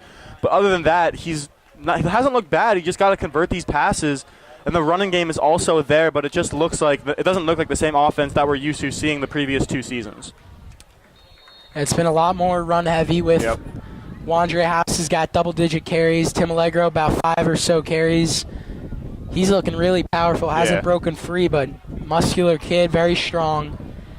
It's a little awkward handoff. House had to wait a second. Delay, yeah. 6 on the play. Injury timeout. Official timeout. It's Wandre House. He's going to limp his way to the sideline. It's his left foot, left ankle. Mark again talking Not about what you want if you're Westfield, but you do have a backup you could rely in with Tim Allegro. Played last year at Don Bosco Prep, sparingly on special teams at the varsity level as a freshman. So that's impressive in itself. Shapiro keeps it to his left, and he's going to pick up the first down. And here comes Val coming back into the game. Westfield just trying to mix it up right now, bringing Valabera in and taking Hank out. It's probably a very smart move just to kind of try to confuse the defense. But going back to Wandre House's injury, he came in for 2 guys last year who went down. And right now, again, history is repeating itself. Starter going down. But as you said, Tim Allegro, he's got so much experience playing, and it was just a great fit back in. It's just a great fit for the Westfield offense. With Wandre going down, Tim can substitute, and they're kind of the same player, except Wandre, he's more of an agility guy, while Tim's lower the head and just go for it. Valabert with the football. Great push from the offensive line, and somehow he gets near the 21-yard line. What a run by Val. Looked like he was down by first. Unbelievable. Val is just some other kind of player. He's just so man. big, exactly. Looked like he was down, just continued to go. What a run. Listed at 6'3", 225 pounds. Damn. Probably one of the strongest players. Oh, absolutely. 3-year starter on varsity. Yeah, he's definitely one of the strongest starter players. in both football and baseball. Yep. And he'll stay in at quarterback in the shotgun with Allegro to his left, another keeper. And Valabera powering his way through. A huge gap up the middle. That's a big run. Jake Val said last year running back, but this time he's getting the QB option and running right up the middle. It's just really brought the team as Westfield again. They are inside the red zone, and this time even inside the 10, about the 6-yard line, and Valabera is still in at QB. They'll hand it off. Tim Allegro, and he's into the end zone. Westfield takes the lead late in the 3rd quarter. Tim Allegro, the sophomore transfer from Don Bosco Prep. He's got a bunch of carries this afternoon, and he comes up big right there into the end zone, gives Westfield the lead. A great series from Jake Valera. Some huge runs. Westfield's used to, Chris, the lead. Absolutely, yeah, no, finally they grab it, but this all started. Hank Shapiro, he got that first down on the read option. Jake Val came in, he got the run play, and even the extra yards when we thought he was down. And then, again, he got the QB option, ran up the middle, got 15 yards. And this time, Tim Allegro comes in, the Don Bosco's transfer, and gets the job done. Once Wandre House went down, Tim Allegro stepped up and got back as Wandre House over by the training table is trying to run off the injury. Extra point was blown dead. Penalty marker. Bolin did make it. Waiting what the flag is. Not sure what the confusion is on the field. Not sure if it's a penalty or just a referee timeout. But it is an encroachment on the defense, so it is declined. They're going to re-kick it, though. Emmett Smith holding. Jack McCauley snapping. Aiden Bolin kicking. PAT is up and good. And the Aiden Bolin, Emmett Smith combo over at the over kicking. Kind of like last year, you had Jack Shirk holding for Mike Moriarty. And I believe you had, when Aiden Bolin kicked, he had Ian Humphrey as his holder.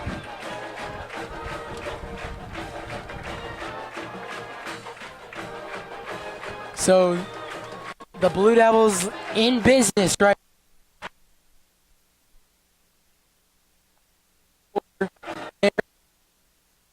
Thanks to a couple of big-time runs by Jake Valabera, just going up the middle, a man amongst boys, playing basically a wildcat formation, snapping, going right through. And Tim Allegro, the sophomore, this is a talented class of 2020. Absolutely. Probably a lot more talented than the class of 2019. And we've seen a couple guys get some action today. Allegro, though, he's been the sophomore star. Absolutely. And, Mike, if there wasn't such thing as recruiting and all that stuff, like taking players from other towns and bring them to your high school, we would still have Brian Felter, a sophomore, over at, I believe, Del Barton? Bergen Catholic. Bergen Catholic, excuse me. Short kick, recovered. Yeah. Squib kick on purpose, it looked like. Recovered by the Tigers, and they'll take over at the 38-yard line, their own 38-yard line. And going back to Brian Felter. Trailing by 3 with 2:22. The kid started at Bergen Catholic as a freshman, and he's like 6'4", like 250, Mike. He's huge. He's like 275. He had an offer from on the field first weekend of the first Penn State season opener last year. Offer from Penn State before he played a snap of high school football. Insane. Still lives in Westfield. And playing at BC, Bergen Catholic. Penn State playing Pitt today, won last week against Akron, 54-0. I was actually at that game. But, Felter, he's just an unbelievable athlete. There's the Rajay Parker, the end-around handoff. Good tackle there from Will Kessler. Will Kessler making another stop.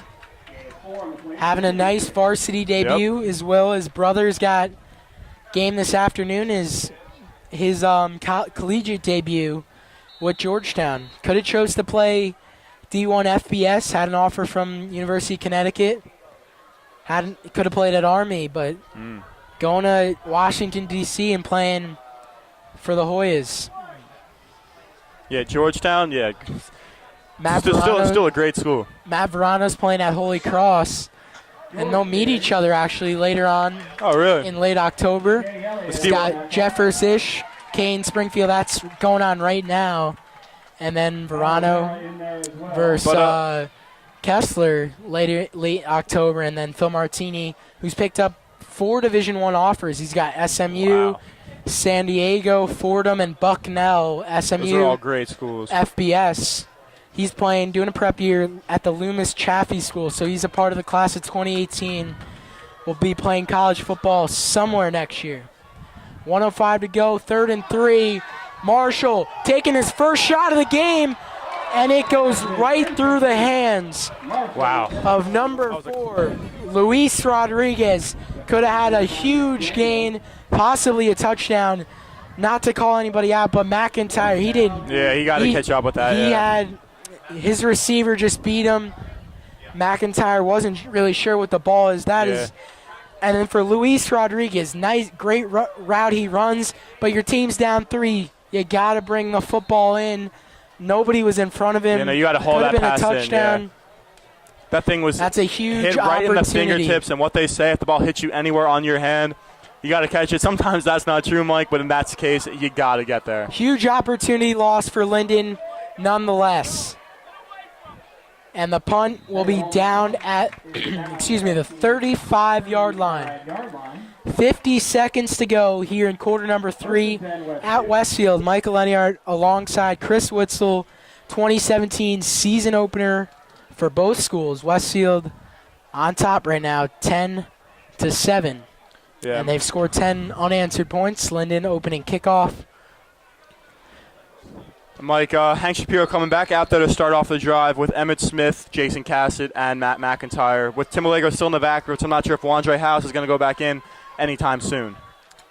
They're trying to locate Wandre House. Can't find him right now. Somewhere on the sidelines. And Tim Allegro running downhill. We talked about the McCauley brothers, senior, sophomore on the O-line. Tim Allegro, the running back right now, just picked up 12 right there. His brother, Fran, number 60, big guy. playing on the offensive line. So pretty cool. His brother's blocking for him, and the sophomore getting the credit, well-deserved. The only touchdown on the year right now for Westfield. Yeah, no, that was another big first down. A great run by Tim Allegro. Again, with him and Wandre, completely different players. Wandre, he's more the agility, the cut quick to get to the open space. But Tim, he's just a powerhouse guy. You put him in, he's like, I'm going to say, a miniature version of Jake Val. Jake Val just lowers his shoulder and goes into him. Same thing with Tim Allegro. Right there, just lowered his head and just went all the way through and got a nice 12-yard gain. Oh, my God, I found Wandre House. He's still on the sideline just to get back in the game. He looks like he's okay, just jogging gingerly, but I'm not sure he's going to go back in anytime soon. Yeah, definitely still a little bit shaken up, but it's another thing you see in the game of football. You get hurt, unless you're your job is not safe, and you're kind of seeing that right now with Tim Allegro succeeding. Even if House goes and tells the coaching staff he's 100%, you might not want to take out Allegro because he's doing it really well. He's succeeding right there. I'm just looking at see this. that so often in the NFL. If you're not one of the superstars, you get hurt. Your job's up for grabs. Yeah, you see it. It's mostly on special teams because that's where not the no names, but that's where the second stringers really come out to play. Unless you're a gunner, the punter, whatever, just the very limited positions. But, in this case scenario with Wandre and Tim, they're both just battling for that starting running back position. And right now, I'm not going to say Tim has the edge, but he has shown what he's got in his first game as a Westfield Blue Devil. Nice spin from Tim Allegro. Picks up about 5 yards. He could have been a 1-yard gain, able to spin to his left, break off a tackle, and get a nice little gain there. But with all credit to Wandre House, he got to give him some credit, I should say, because first half, he was making defenders miss left and right, juking a bunch of guys out. Seeing Jake Obsgarden, a senior fullback who got a lot of time in the second half of his junior campaign in 2016. Haven't seen him much. He's out there. The third quarter comes to an end here at Gary Kehler Stadium in Westfield, New Jersey. The Blue Devils on a state-long 25-game win streak, trying to make it 26. Up 10-7, and we'll fourth quarter. A sold-out crowd on the Westfield bleachers. Far bleachers, the Linden crowd, and full. But down below us, you can't really see it. But man, no room to move. The Blue Devils up 10-7. There's Allegro doing another spin move, and after he's down. Nice job of the sophomore noticing he was on top of one of his O-linemen, so another late jump. Yeah, right now it's third and about 5.5, 6. 3rd and 5. As we're 30 seconds in quarter number 4 on opening day for both these schools. The Blue Devils will travel the Ridge next Friday night. Battle of top 20 teams as long as the Blue Devils hold on Ridge.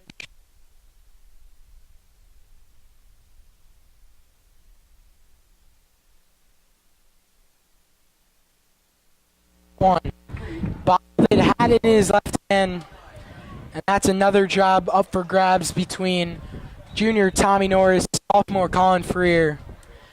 Norris has got the first team reps today, but he's close to a bunch of balls that he hasn't been able bring in. Another injury for the Tigers out on the far side, Mike. But yeah, as you say, I know Colin Freer's only caught one pass this season and caught a nice touchdown pass last season too. But like Tom Norris, like there's been a lot of balls thrown to him, but they're all been hard to catch. Hank Shapiro just hasn't gotten his accuracy down to like a good extent where his teammates can catch the ball. Before Norris, he had that almost wanted to catch in the end zone. That was on Hank Shapiro again this time. I'm not sure. It was Norris looks like he had a kind of one-handed catch it. I'm not sure who that can go on. As they say, get a hand on the ball. As I said, sometimes that can go both ways. But nevertheless, it still brings up a 4th and 5, and the punting unit does come out.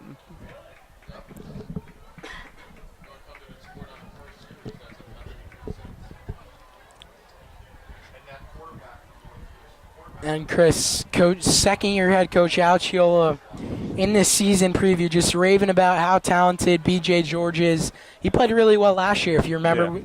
Me and you covered the game Friday night. But George has been held pretty quiet. Yeah. Westfield D's been really good.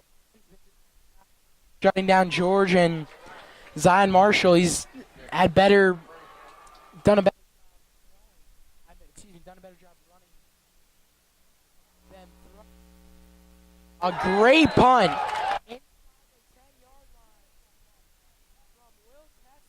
That was beautiful. The sophomore goes out there to punt the football, and it looks like it'll be marked at about the 6 That couldn't to have, pin Linden back. That's a game changer. yeah, that couldn't have been a better punt. That ball literally bounced at the 2, went out at the 4, coming back a little bit, or excuse me, the 6. But I couldn't believe that punt. Kessler, only being a sophomore, that was a booming kick, and that was just an absolute, I believe that went over 50 yards. That was just unbelievable. And he's, again, going to be back out there for this defensive series.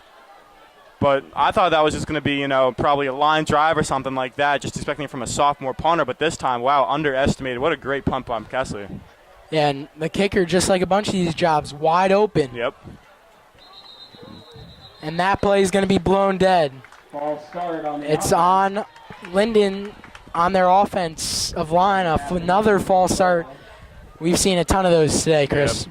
It's definitely, I'm going to say at least 75, 80% have been from Linden. Just like the Westfield team, I don't think they've had a penalty this whole second half. And from we got it from our stat analysis over to the left of us. Thank you very much. And but it's mostly been Linden, and from that, that's why Westfield has the lead, because they're not making any mistakes or anything too drastic. But for Linden, it's just pushing them back. 10 total penalties for the Tigers this afternoon. 1st and 13, way backed up the middle. Ball is carried for just a couple of yards.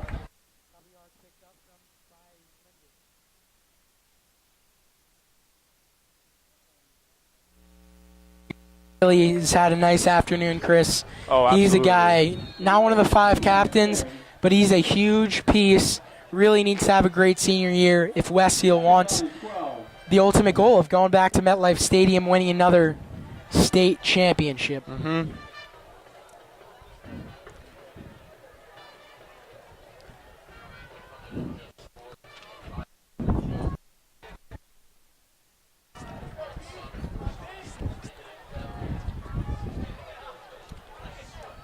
There's the pitch to the left, far side. B.J. George is wrapped up. Shea Elliott. Brought down by Shea Elliott. Elliott is one of the captains, and he's got a bunch of schools coming his way. A lot of Division IIIs right now, but he keeps playing well. This has a breakout senior year. You might see some D1 FCS schools like a bunch of these guys. He's gotten looks from Wesleyan, Columbia, I believe Bucknell too. Amherst. Yeah, all these great schools. And he proves it right here on this field. Just an absolutely great season. 3rd and 13, and the Blue Devil defense comes up big for the safety. George is brought down. B.J. George brought down by about 4 different Blue Devils. Westfield now leads it 12-7. Shea Elliott amongst others there. That is a huge stop for Westfield. Huge play. And it puts them in a really, really good position to get win number 26 in a row. Yeah, Mike, we were waiting for that safety as all day Westfield has pinned Linden back into their own territory, and right there they finally got it. This Westfield defense, I know a lot of guys left this year, big names, Kessler, Gagum, Dombrowski, Glasgow, all these guys, but I'm telling you, like, this defense is looking just as good. This linebacker group has absolutely been unbelievable. Joe Sangiacomo, Shea Elliott, Drew Ortiz, and Jake Dan have been all over the place today, and that's why they've been able to contain George and Marshall for most of the day. George, we were saying before the game, he was going to be a huge standout play in this game. He hasn't shown us anything.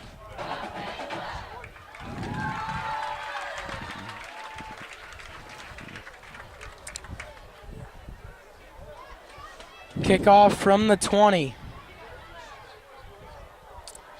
Emmett Smith and Adam McDaniels back there. We saw Stevie Barden for the actual kickoff after the field goal. Early on, that's McDaniel, number 2. Cut off the 0 in his uniform number. Was hurt his sophomore year. Yeah. Had a great year last season. Yeah, corner and wide receiver. Nice kickoff. Smith will take it from the 27 up the middle. There goes Emmett Smith. A gain of 20 from the 27 to about the 47. So Smith doing his job. Blue Devils up 12-7. Just got the safety. 9 minutes, 23 seconds left here in quarter number 4 on this beautiful sunny day here in Westfield. Yeah, Emmett Smith, like we said before, how we just got a couple punts in the beginning.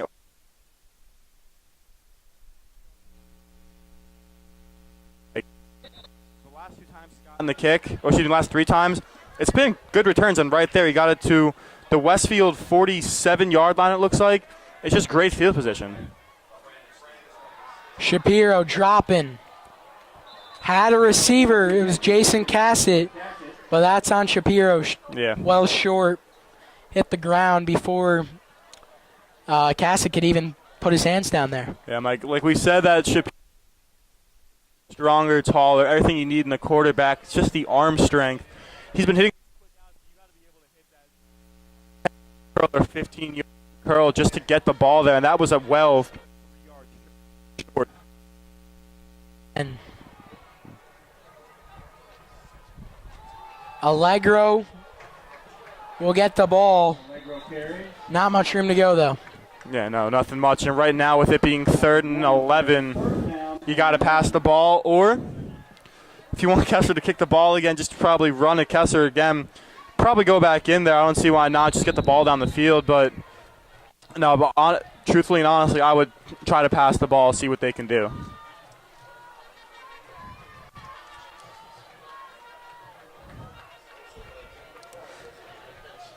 Big 3rd down. 3rd and 11, Westfield up by 5, trying to get their 26th consecutive victory. Matt McIntyre in motion, number 6. And that's got to be pass interference. The 2 flags come in.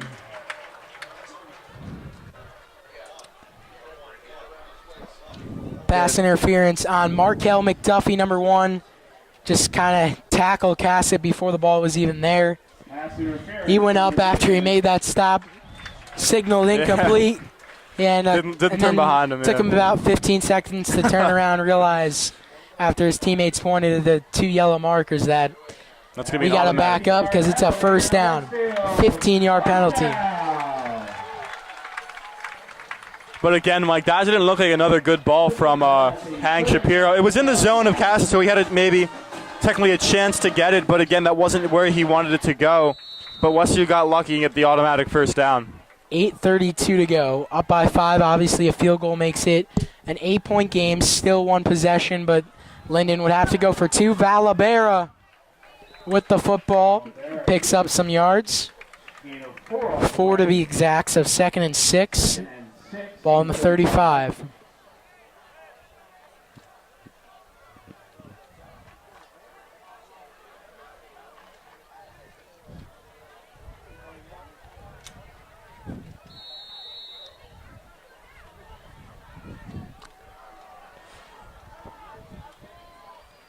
Jake Valabera, the senior, 3-year starter, has been the Wildcat formation QB, but they'll give it to Allegro this time. Just shy of the first down. Yeah, about a yard short. Third down and 1.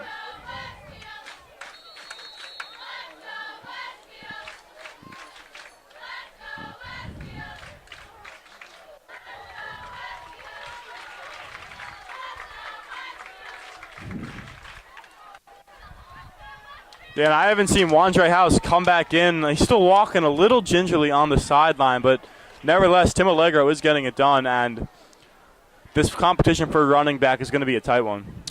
McIntyre's been the man in motion all game long. There goes Allegro. First down and more. Down around the 26. Westfield, first down. Timmy Allegro, the sophomore.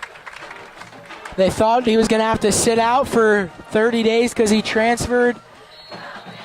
But Ruled he didn't have to, and he's been a big impact player this afternoon for Westfield's got the lone touchdown for the Blue Devils on the carry up the middle in the late third quarter. Yeah, Mike, they're saying that they're just going to completely just cancel Tim's freshman year at Don Bosco. So technically it's like he didn't really have a freshman year. Valabera on the QB keeper. He really exaggerated that, handed it off Yeah, that was kind to of a longer Allegro reading and option. kept it. There is a penalty marker down near the in the Westfield backfield. Tigers and Blue Devils, always an entertaining one here at Kehler Stadium. Last year, Westfield went into Linden territory opening night on a Friday night Oh, that was a great game. and blew Linden out. 30-0. Punched him in the mouth, 30-0. Linden had a senior, it was battle of the senior quarterbacks at the time, Joey Krempa, Yep. Phil Martini. Now battle of sophomores this afternoon, although we're seeing a lot of Jake Valabera. Yeah. And he is great, I think, great decision by DeSarno. Absolutely. You Light gotta get in a veteran Shapiro's in there. load, and Valabera, man, he's picking up, if you average out his carries, he's picking up 7, 8 each time he puts his head down, runs the football. There goes Allegro, lowering the shoulder down around the 28. Tackle made by Lawson Patton, another senior linebacker. Tim Allegro now at 40 yards. He's completely taken over. Wandre House yet to see the field again after his injury. Return probably listed as questionable, but Allegro is playing well, so you probably won't see House. 5:52, Westfield really killing clock on this drive. Pass is complete. That was a great tunnel screen right there from Emmett Smith. He came back to the ball and picked. That was probably one of Hank's best throws of the day, even though it was only a screen pass. That got Westfield some yardage. That's what they needed. With 3rd and 5 coming up, I wouldn't be surprised if they went back to a pass. But again, Tim Allegro, 40 yards this half already. It can go both ways as he's been doing a great job on the ground. 3rd and 5. Shapiro in behind center. 3 receivers to the left. Westfield up by 5. Allegro hesitates, goes to his left. He's going to be stopped just shy. 4th and 2. And this is tough, Chris, because you want to take the field goal, but it's a little just outside of Not Aiden sure if Boland's Boland has range. the leg, yeah. So they're going to bring in jumbo package with Valabera, the Wildcat, whatever you want to call it. Yeah, the kick would be about a 36-yard. That's pretty far for some high school games. And Boland hasn't been kicking too long either. So ball's on the 20. So yeah, 37-yard field goal. They're not going to kick the field goal. It's 4th and 4. Valabera under center. Here we go. Allegro somehow gets out of it, gets a few yards, but he's going to be shy, I believe. Only a yard on the play. Will be shy. Turnover on downs. And Chris, that's where you feel the loss. Yeah. 2 things. That's where you feel the loss of Mike Moriarty, a guy, 3-year varsity kicker with a ton of range, long of about in the 40s, I believe. And that's where you regret. I mean, at the time it looked like a good decision, but early, I believe it was 2nd quarter when you go for it on your own inside the red zone at the 5, if you had kicked that field goal, you're up by that's 8 true, but and who you're knows? set. But right now, only up by 5. Touchdown. Westfield would be in trouble. And also, But I think, Chris, if you're relying on one side of the ball, if you're Coach Sarno, you're relying on one side of the ball. As a big hit is made, Stevie Barden playing with a ton of energy. Gonna have a great senior year. Started every game at corner last year. Had a big time year. He was absolutely incredible. Going back to my point, if it's a close game and you have the choice, do you want your defense to go out there win the game, or you want your offense who's trailing to go out there? I think for this Westfield team, you would much rather definitely have this experienced defense seal the deal, keep the lead, not allow the opponent to score, and that's what Westfield has for them right now. Yeah, Mike, if this game just comes down to 12-7, this is the least amount of points they've scored like in the past year, because last year the most points they scored was 13 against Elizabeth and a 13-7 win. Great run by Zion Marshall. The least amount of points they scored was 13. Yeah, right now they only have 12. They put up 48 on Bayonne. That was the most. That was a beating. Yeah, that was first round of states though, right? Yeah. And defense has really had a shutout today. It was the special team kickoff. Yeah, true. Yeah, Linden hasn't scored a point since and the beginning.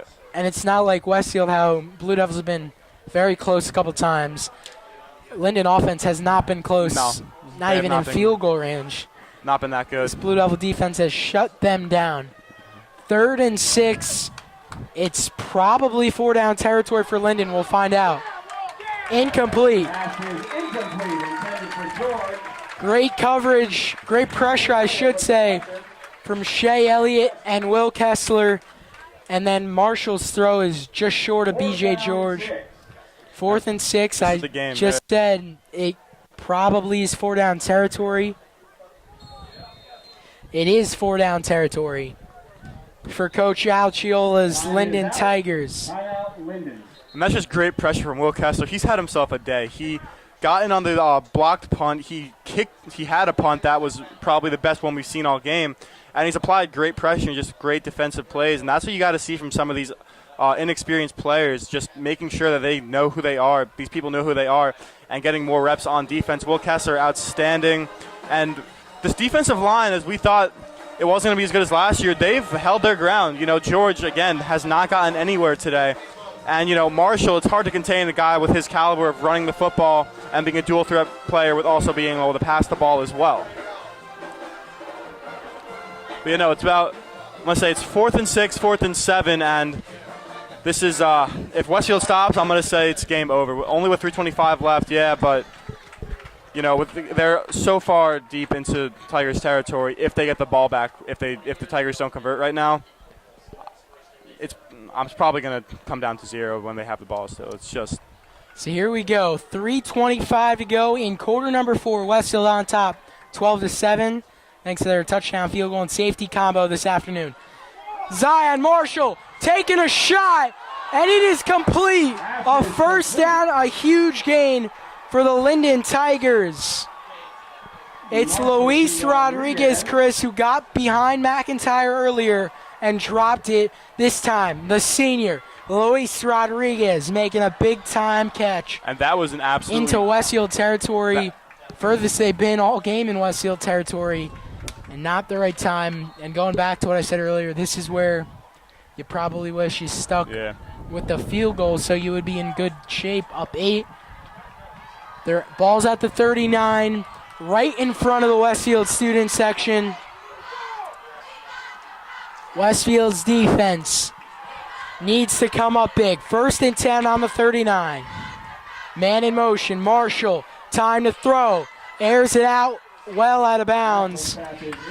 Intended for number 2, Khalil Rowe Woods. And Mike, with Matt McIntyre, I mean, before, like that was a beautiful pass for Marshall. Nevertheless, that was put right into Luis Rodriguez's hands. But McIntyre's got to turn around quicker. He's got to know where the receiver is, and that's the inexperience playing on varsity. These guys are much faster and stronger and bigger on varsity than JV, and you just got to keep up with him. McIntyre, it looked like he kept up with him, but he just didn't turn around, and that cost Westfield dearly, as that was just a huge gain for the Tigers. Right now, 2nd and 10 Yeah, at Westfield's 40. We saw Jordan Simpson playing a lot of corner in the first half, not so much second half. Marshall tipped and nearly intercepted. Went through the hands of Parker, and then it almost got intercepted. There was 2 Blue Devils in the area. 3rd down and 10. Just fell before they could dive, kind of. Yeah. 3 minutes, 7 seconds. 3rd and 10 for Linden. Definitely 4-down territory. Tigers, 2 timeouts remaining.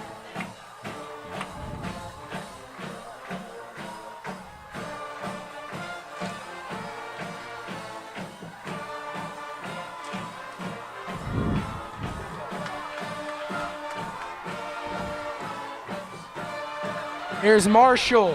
Screen pass. B.J. George down the right sideline. Shakes off a defender. And George is inside the 15. There you see the superstar power from the junior running back, B.J. George. And Westfield was completely. And this is coming down to the wire. A nail biter here in the season opener at Gary Kehler Stadium. A 25-game win streak on the line. 2:55 to go. 1st and 10. Ball is at the 13-yard line for Linden. Wow, this is really coming down to the wire. We haven't been in a game like this since the last state championship. But other than that, every game before that was 3 not as receivers to the nearly as left. Marshall going to his left. It's going to be holding, so the play's not going to count. Marshall will scramble and pick up 2, but that is a big time penalty on the Linden Tigers. It's going to back him up 10 yards. Huge penalty. Huge penalty. Yeah, this drive, Westfield has had a tough time containing Zion Marshall. Right there, it's a penalty, but he just scrambled to get. If there was no penalty, he would have gotten a 1st down or at least a couple extra yards. It was just gotta lock him down. They know he's fast. They know he can throw the ball. They gotta either put a QB spy in there just to make sure he doesn't roam around, or make sure the D ends just make sure they seal off the corner. And if Linden doesn't come back to win this game, they are going to remember that hold right now because they are way backed up. They are way backed up, and that's just a huge penalty. Penalty is so important. Westfield has done they've been very disciplined. They've been very poised and disciplined. I believe no penalties this half for the Blue Devils. I'm pretty sure it's 11 though on the day for. Pitch not looking good. There's a flag. Was about to throw. Would have been.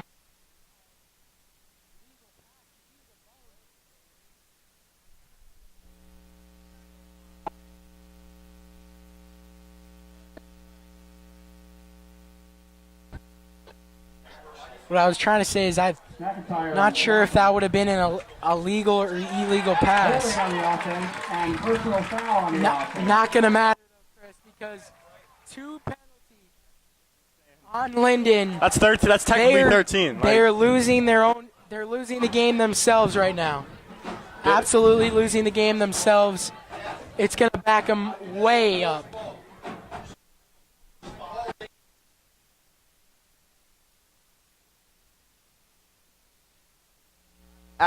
Ended. So that's going to be, 25 yards back, which is insane.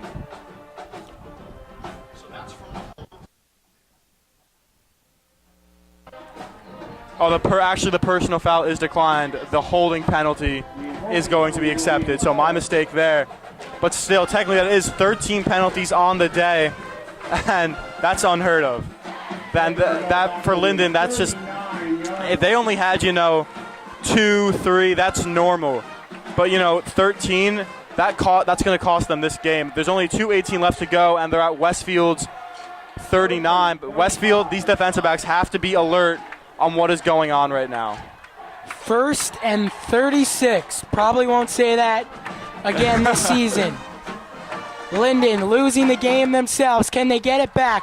Marshall is going to tuck it. He's got a lot of room to run. That's a big-time play.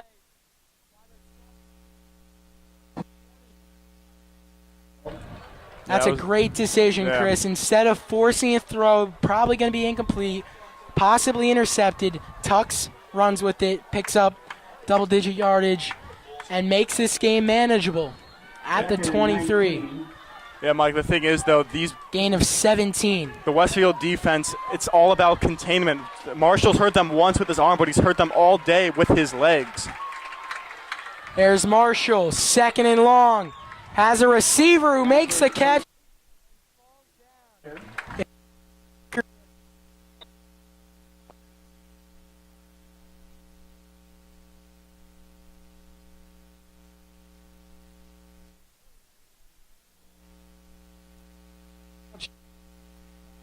Linden left with 1 timeout for the remainder of this 4th quarter, and it's 3rd and 22.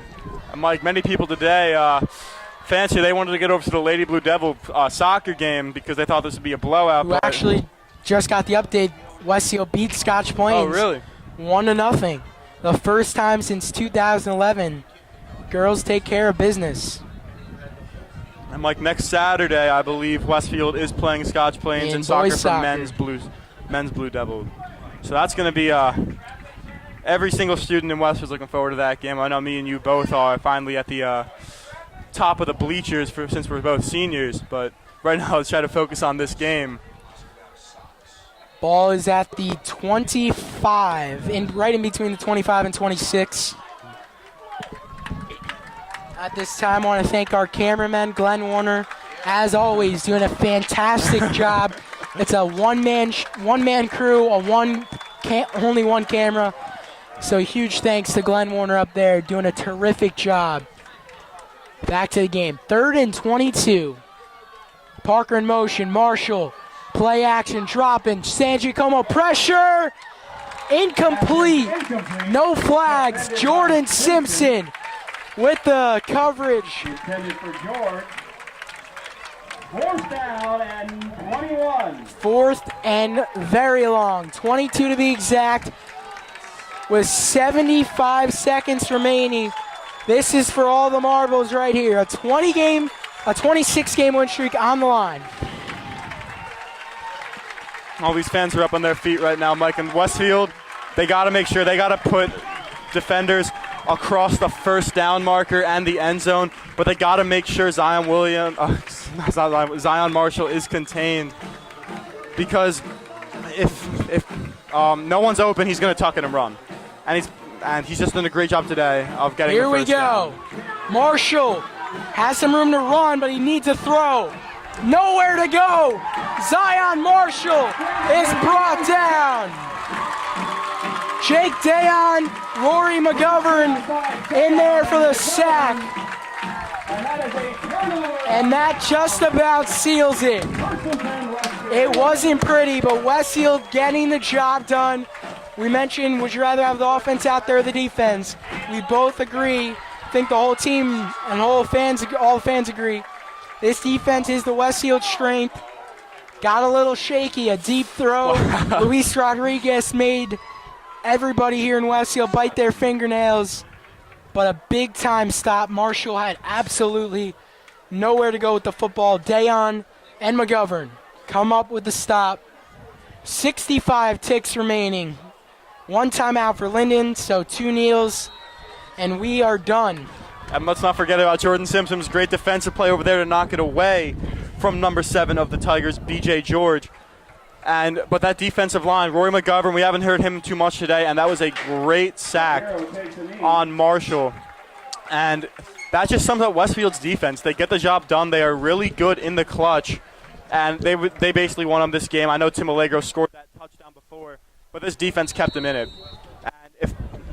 And if it was mediocre, not as good as they said they would, as it is now, I think Linden the game would be over. Is going to call a timeout after this one. They might not even bother. We'll see. Clock is under 35. There's the kneel. Linden will stop the clock. Linden uses their final time. Not going to matter, though, as long as the Blue Devils get the next snap off and kneel it.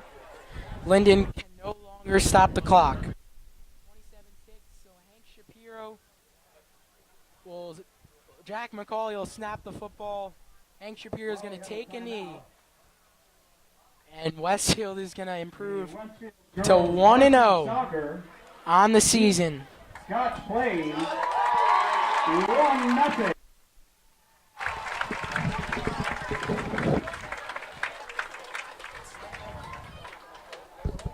The goal is by Faith Doboshevitz. Is that short? The goal is Faith Doboshevitz, if you want to say it. Faith Doboshevitz with the 1 goal, 1-0.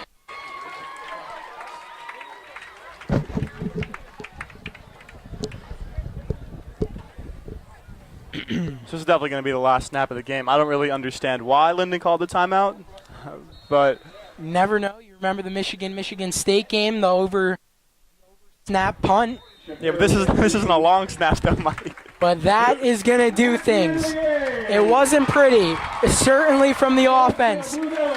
But the Westfield Blue Devils can improve their win streak to 26 consecutive victories. Incredible atmosphere here this afternoon at Gary Kehler. Great crowd from Westfield. The student section really came out to support. This place was loud all day long. Things got started off very shaky. An opening kickoff return from Zaire Myers all the way 80 yards to the house. And the offense was slow, Yeah, it but was absolutely in the fantastic. end, Jake Valabera made some big plays running the football from out of the Wildcat. And Tim Allegro, probably today's MVP, with the big touchdown. Defense also stepped up, Chris. Yeah, Mike, today's defense, as we said before, we've lost so many key players of this team from last year's state championship team. But you know what? These guys in this team, they persevered throughout the whole game. They were down 7-0, 7-3 at halftime, and won 12-7. And that just shows how good this defense was. They didn't give up a single point today. I know it's special defense kind of counts in the same category, but they didn't let up a single touchdown after the kick. And the kick was let up in the first 11 seconds. From the third quarter and from 11 minutes, 49 seconds on into the first, the defense was absolutely superb. The offense has got to do better going up against Ridge next week. As I said, that Ridge is going to be one of the toughest teams to beat in 2017. But other than that, the team played well all around. It's just this offense got to step it up a little bit, but defense just keep doing its job. And hopefully they can pull up the win next week against one of our big rivals, Basking Ridge. Well said, Chris. Blue Devils, as you just said, next Friday night, 7 o'clock at Ridge. We'll be there, and so will most of the people here today. Great win all around. Definitely a lot of things to improve on, but a win's a win, and it's 26 in a row for this football team. Want to thank everybody for watching today. Thank our cameraman, Glenn Warner. For Chris Witzel, I'm Michael Lennyard saying so long from Gary Kehler Stadium. Post-game interview coming right up, so don't go anywhere just yet. Here with Blue Devil post game after the Westfield Blue Devils take care of the Linden Tigers 12-7 in the season opener with running back Tim Allegro, just a sophomore. Tim, you started the game as the backup. Wandre House was having some big carries. He goes down. What was going through your mind when you went out there after Wandre got hurt? I was just trying to do what he was doing, running, picking up yards, moving the offense, and I just hope he gets better and we could split carries again. And Tim, you played last year at Don Bosco Prep as a true freshman. Explain the decision to come home, play with your brother for one more year, and come home to Westfield. It was mostly because of my brother. I want to enjoy his last senior year with him. And my friends, I want to get a ring with them. And Tim, you weren't on the team last year, but Westfield didn't trail a single second last season. Opening kickoff, Linden takes it all the way back. How did this team regroup, trailing by 7 right away and then trailing at the half? I knew we were going to win. It was just all defense, really, and the O-line. It was pretty much the wins on defense and O-line. That's Tim Allegro, the running back, with a lone touchdown for the Blue Devils. Westfield takes care of Linden next week, Friday night, 7 o'clock at Ridge. You'll catch Tim and the rest of the Blue Devils in action in week number 2. Thank you, everybody.